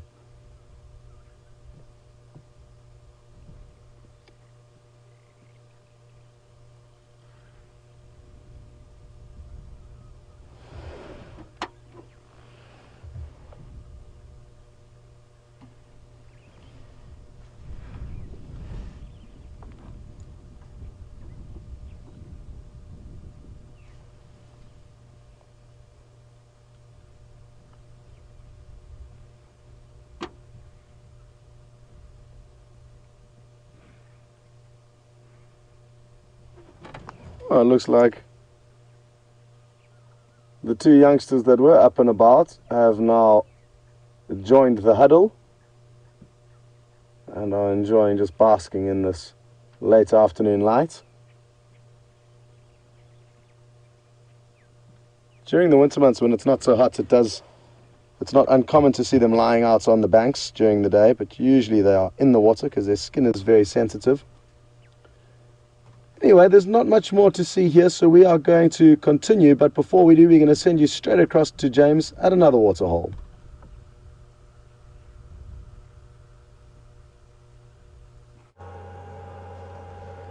Hello everybody, once again I must apologize for the astonishing, the irritating things that happen with the signal sometimes. They really are something of a mystery. But if anyone can fix them, we know Alex and Eugene can. So they're on it. We are back, as you can see, otherwise you wouldn't be seeing me. Anyway, we're about to go off to set up for the fireside chat. I will light the fire, tune the guitar, check that Jamie is scrubbed up and ready for proceedings, and we will see you there. Please remember, we'd love to hear from you at the Fireside Chat, and while we do sort of have a little running order or theme that goes through the show, for want of a better word, we do love to hear from you. They're totally informal. So if you want to discuss anything, Nikki suggested today that if you wanted to know who did my hair in the morning, you'd be welcome to ask that. I think a pretty simple answer to it. But if you wish to ask anything about what we do, why we do it, any animals that you may have seen, or perhaps not even African animals that we can discuss, please feel free to send through your questions. We do love to hear from you. We might not get to all the questions, but we will get to as many as we can. And for the Fireside Chat today, the main sort of focus is going to be on the amazing predators that we have seen this week. But that's just that, those will be the clips that we show you, and that's not necessarily the only things that we'll discuss. So hashtag Safari Live, questions at wildearth.tv if you would like to contribute to the Fireside Chat, which is going to start in just over half an hour. Just over half an hour in all times, and at 5:30 Central African time. We had some wonderful elephants earlier, and a beautiful, beautiful giraffe. There are definitely some catfish in this water. I am not going to attempt to catch them under any circumstances. Just a beautiful little scene of quiet and solitude here at the dam. And there was a herd of elephants down here apparently that came to drink just before we got here, but they have moved on into what is turning into a very golden and beautiful afternoon. So without further ado, I think we're going to head off to prepare ourselves, and I'm going to hand you slowly back to Scott. He's, I think, still searching for Sindile. I know he was looking for the hippo, or looking at the hippo with you. I know Brent is out there frantically trying to find the leopard. So maybe they'll have some luck, not lup. Lup isn't a word, is it, Jean-Andre? Maybe they'll have some luck before we get to the Fireside Chat. Otherwise, I will see you in half an hour. Enjoy the rest of the drive and the sunset, and we'll see you just now.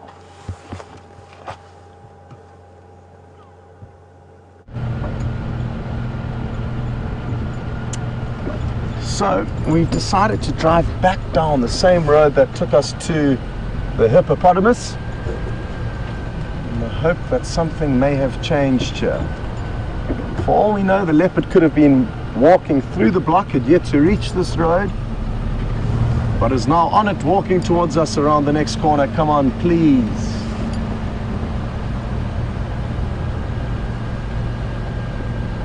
No, not this corner.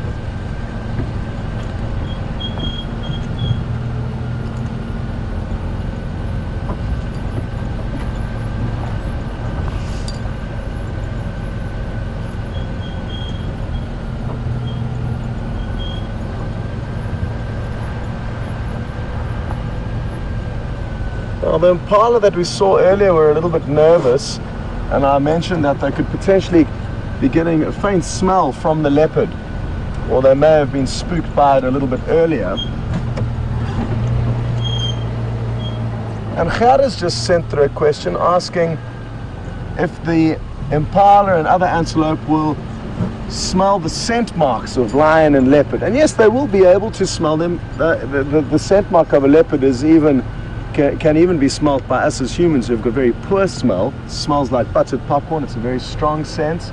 That of a lion, not so much. But they will certainly be able to smell that out, no doubt. But it's the animals themselves that they'd be more concerned of smelling, because the areas where they've scent marked don't really pose a threat to them, but the animals themselves do. So I think that is the smell that they will be most tuned into. That's not to say though that they will not naturally be able to smell the scent from where the lion and leopards have marked their territories.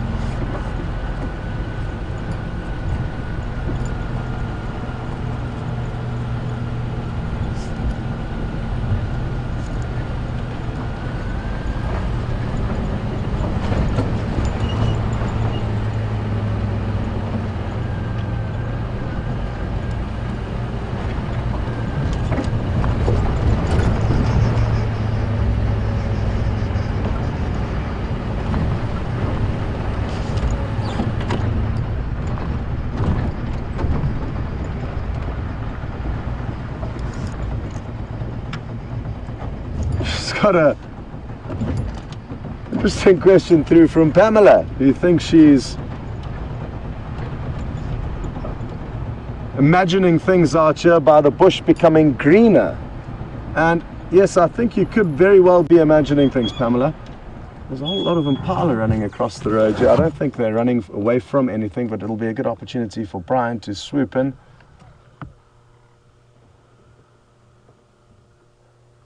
But Pamela, we certainly are driving through quite a green area at the moment. They're all guarri bushes. Basically every single green bush you can see here is a magic guarri bush, and they are evergreens, and they grow well up on crests like this.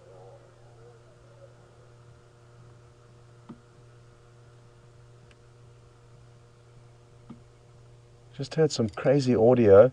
I think it was of maybe those hippos fighting. I just want to take a moment to continue to listen, as it may have been something else.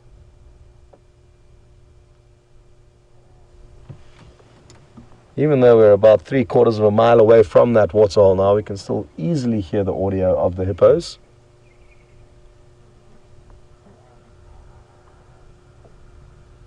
Yeah, it's the hippos. I just heard them again. So we can continue.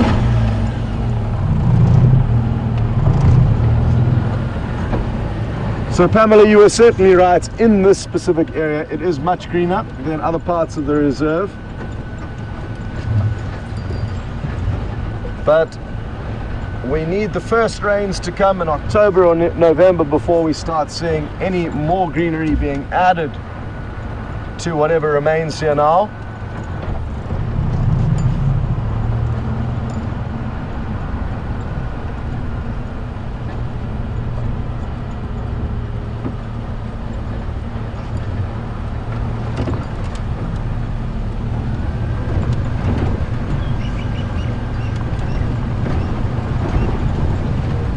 Just heard some Franklin take off here, and it's not far, in a very alarmed fashion, and it's not far from where we had the leopard tracks. I wonder if it wasn't just the Franklin chasing off another one, or if it was in fact frightened by a leopard. Oh, it's just so thick in here.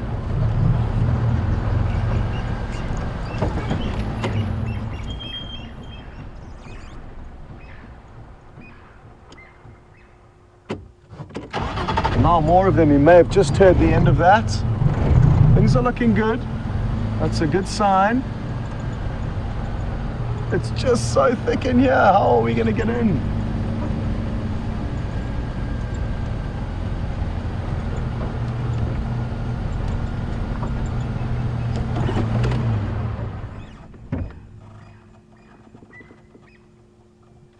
Oh,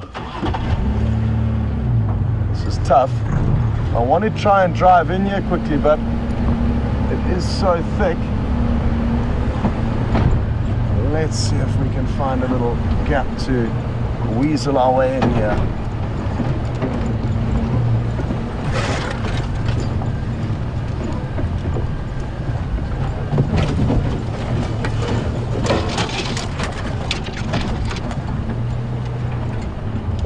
Further to our right, but I'm going to try and take the path of least resistance to get us there.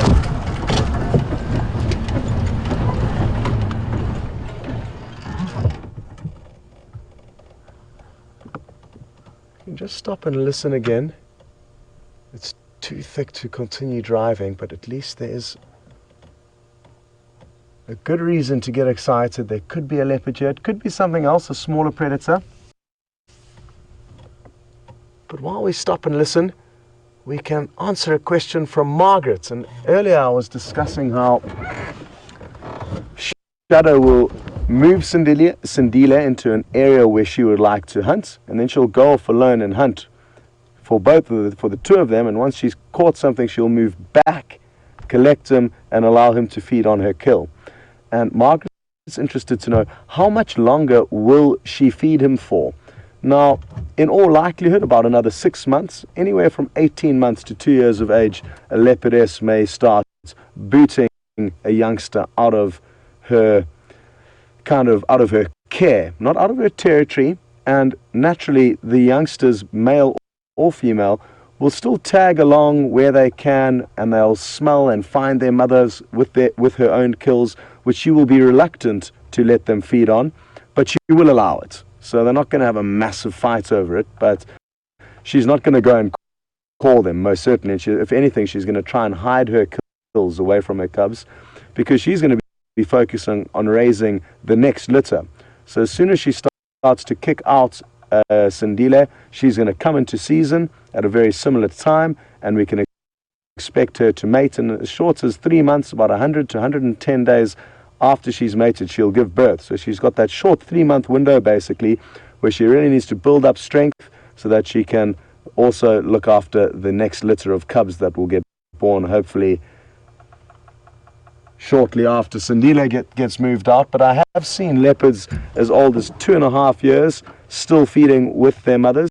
At one stage I actually saw 5 leopards together. It was a father, a 2.5-year-old male, the mother, and 2 3-month-old cubs, all feeding on the same kill. So occasionally you do get these strange scenarios, but typically a female will not tolerate that.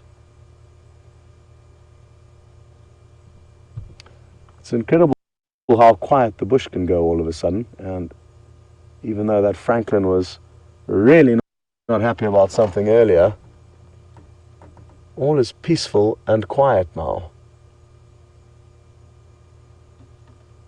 So what we shall do is make our way back towards the road and hope that whatever it was that was scaring that Franklin has got the same plans.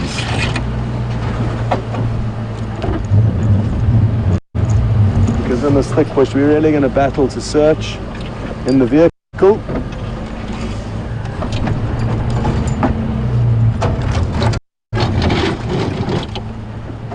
Chachi O'Brien.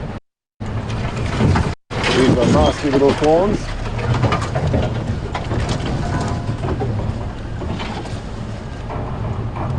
Okay.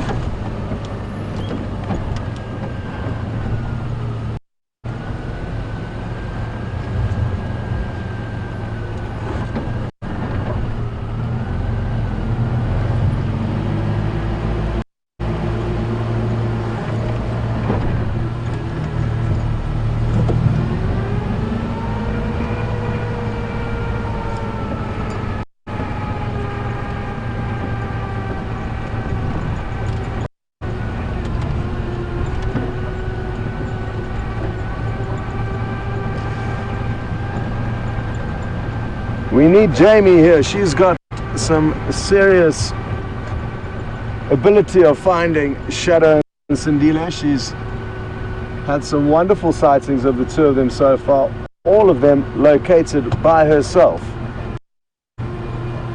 But sadly we can't call her out. She is busy helping get the fire going, and her and James will be there at the campfire as soon as you head across, and I will join a little bit later, and Brent will join in right towards the end.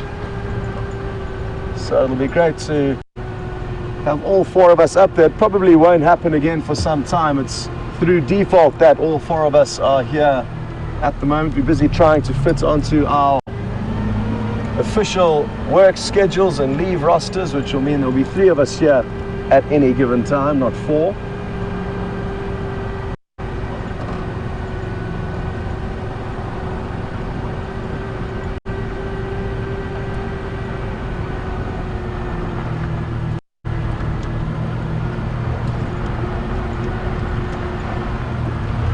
And speaking of presenters, Stefan's also around, and Georgianne in Illinois is interested to know when will he be doing some more bushwalks.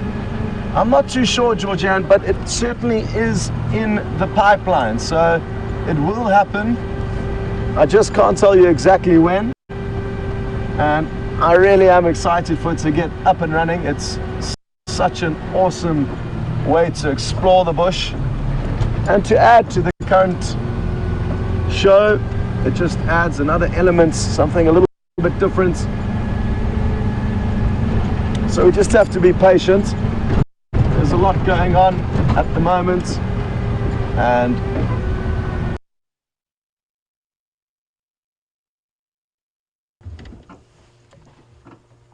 beautiful still evening. We've been having some windy days in the last few weeks, but today's been awesome. Perfect conditions for the fireside chat, which will be kicking off shortly.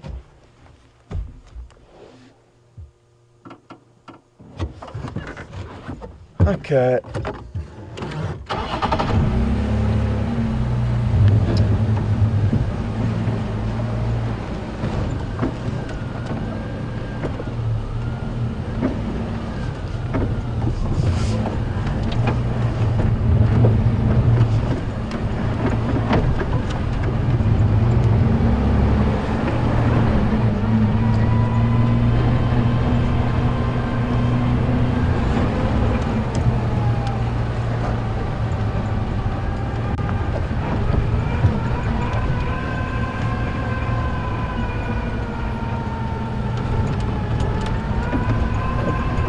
Again, I'm not sure what's going on in outer space, but there must be somebody tampering with the satellites, because it sounds like some more of you have experienced some streaming issues.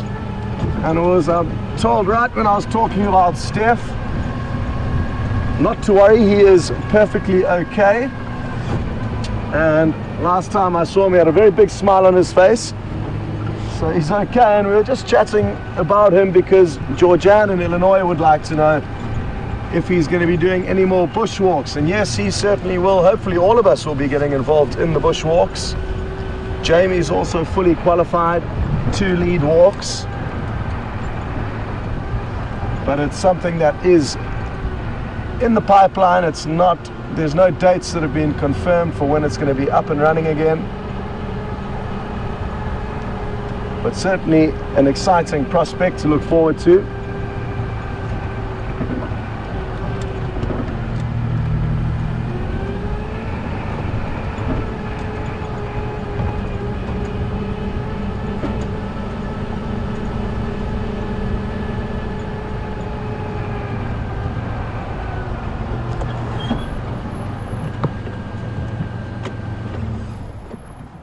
This may have been the culprit who got us excited a little bit earlier. Little crested francolin. They're such pretty birds, and it's so close to us.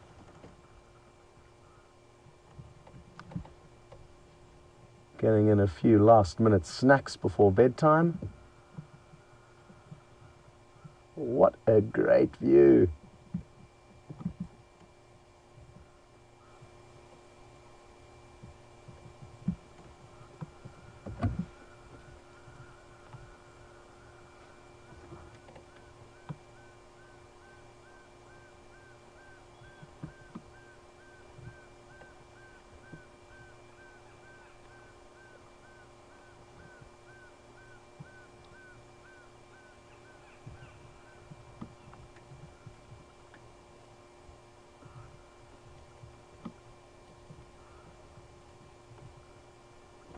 Well, I think this is going to be my #1 crested francolin sighting that I've shared with you.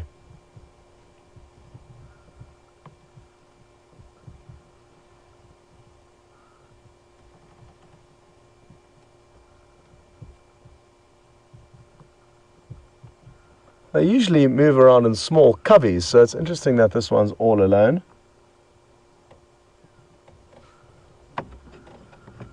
And thankfully it was very relaxed with us. Good. Let us know if you see the leopard, but fly into a tree so that we can see where to come and find you. They actually quite often do that. They will fly into a tree if it's a threat that even though leopards can climb, they're not birds of prey basically. So often francolins and guinea fowl will fly up into a tree, an alarm call down at any given predators, or mammal predators usually, but avian predators, they will usually not fly into a tree. It would make them an easier target.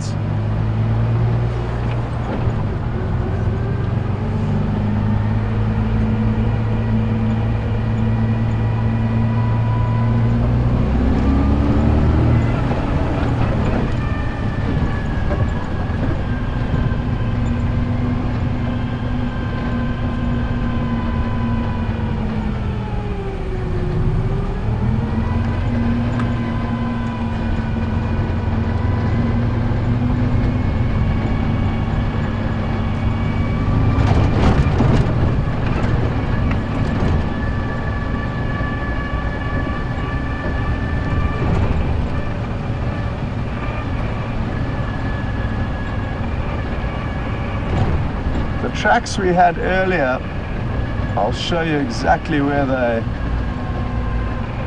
moved from, but basically they moved from the left of the road to the right of the road, just up on this next game trail. So there's a little pathway you can see over there, and it crosses the road here just in front of us and then continues up over here, and this is where we had some fresh female leopard tracks, and we'll be able to show them to you. It's not going to be very easy, but I can.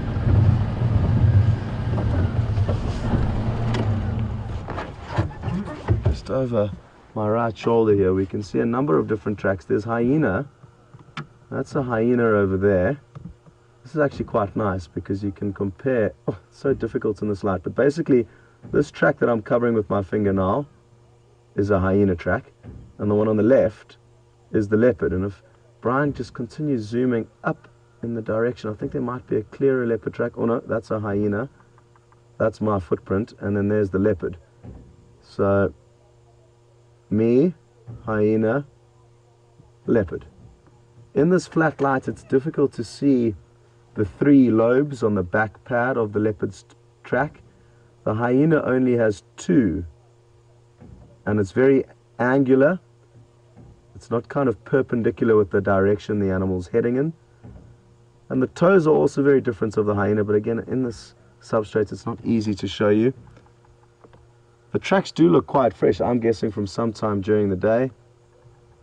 And I followed down that path about 100 meters and still had the tracks, but then needed to abort and get back to the vehicle so I could get back to all of you guys. So I do think though that this is Shadow's tracks, not Sindile's. Sindile was reportedly left to our left, which kind of makes sense, or seen to our left. So maybe she left him somewhere nearby here and headed off to go hunting in that area. We do have just a few more minutes. I just want to shoot back onto the boundary between Arethusa and Djuma and see if there isn't any further sign of him. He's maybe moved around a little bit. Even though I walked through that area earlier, he's very relaxed and confident with his camouflage, and he knows that if we don't see him, he can be just meters away from us lying there. And it's happened to me on a number of occasions. I've walked straight past him, got into the vehicle, driven, and then seen him. So even though I did find comb this area a little bit earlier, he may have moved him. Maybe we'll get a quick view of him before we send you across to the fireside.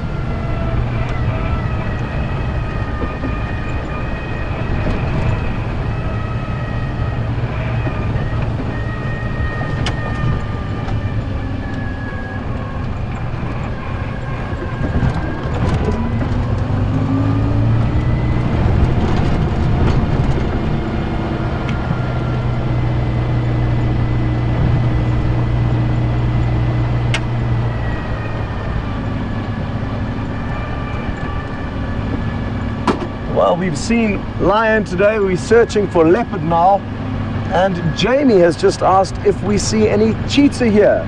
Yes, we do, Jamie, but not very often. Cheetah don't do very well in areas of high leopard and lion concentrations, which we do have here. We've got great lion and leopard densities.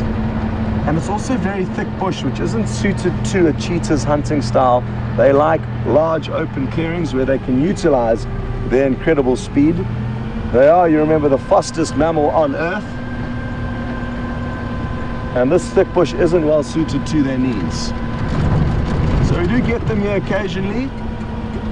And there've probably been about 7 or 8 sightings of them since November.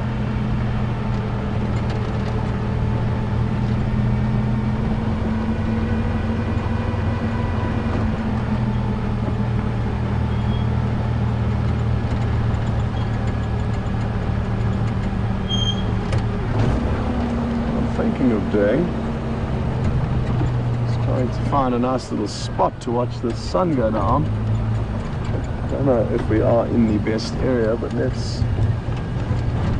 Oof. I think we may have bitten off more than we can chew on here, Brian.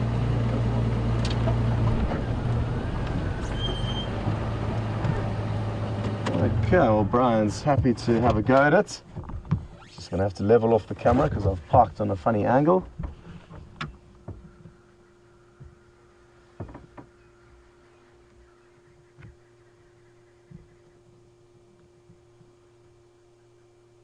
What a beautiful evening, and why don't we just sit here for a few moments in silence and see what animals we can hear and just enjoy the tranquility.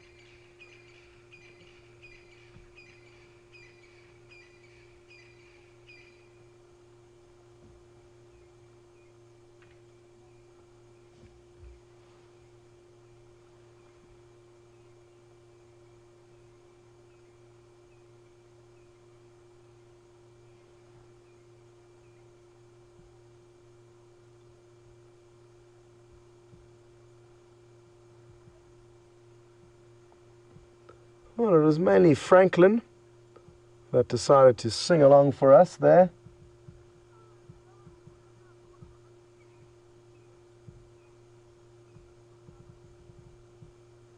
Wonderful.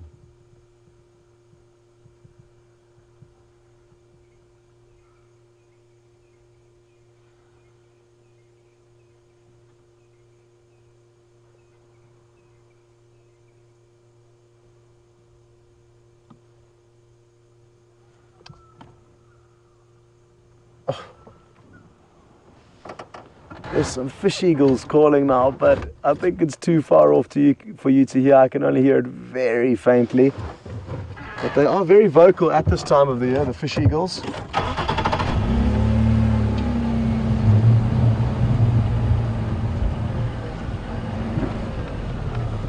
Very similar looking bird to the bald eagle, which a lot of you will be able to relate to.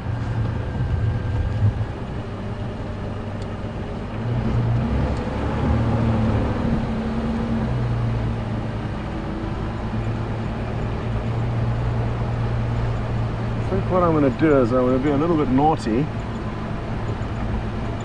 and drive through this area at one last ditch attempt at finding Sandile, and it's also a bit of a shortcut onto another road, which is going to get us to the campfire a bit more quickly. Obstructed there by a fallen down knobthorn tree, thanks to the elephants. Some of you who may have been watching the sunrise safari would have been lucky enough to see an elephant push down, or 2 different elephants push down 2 trees. They weren't the biggest trees, but it was still great to watch. And even though it's destruction, it's a necessary destruction that the elephants perform. And without it, this area would be far too thick, and it would not be a suitable habitat for a lot of the animals that it currently is suitable for. And again, that's thanks to the elephants. So the destruction is a necessity.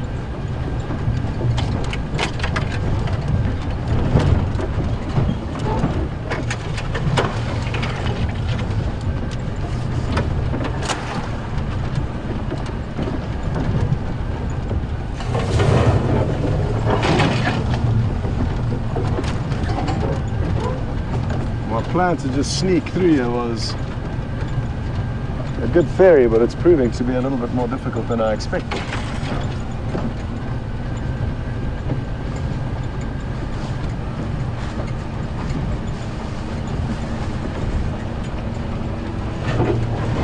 So one last reminder for the fireside chat, please send through some questions.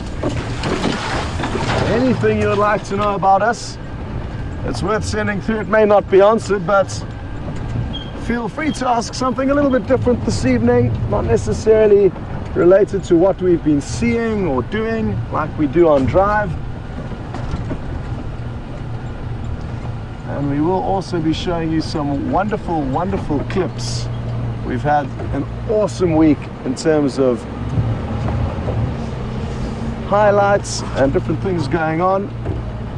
And the first clip that you're going to get to see is something that if I could wish for one thing to be able to show guests on safari, it would be that of a male lion roaring. And James was lucky enough to have one of the Matimba males just a few meters from the vehicle, roaring straight at all of you.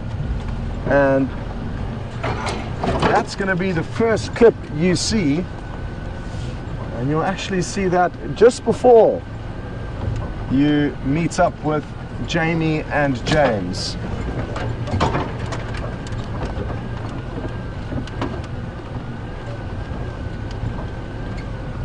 Well, it looks like we have found the road. We have not found Sindile or Shadow, but at least we tried, and by spending enough time out here, our luck increases. And it's the same for you. The more shows you watch, the luckier we're all going to get. It's all about investing time out here. Okay, folks, well, good news. Everyone's ready at the campfire, so I'm going to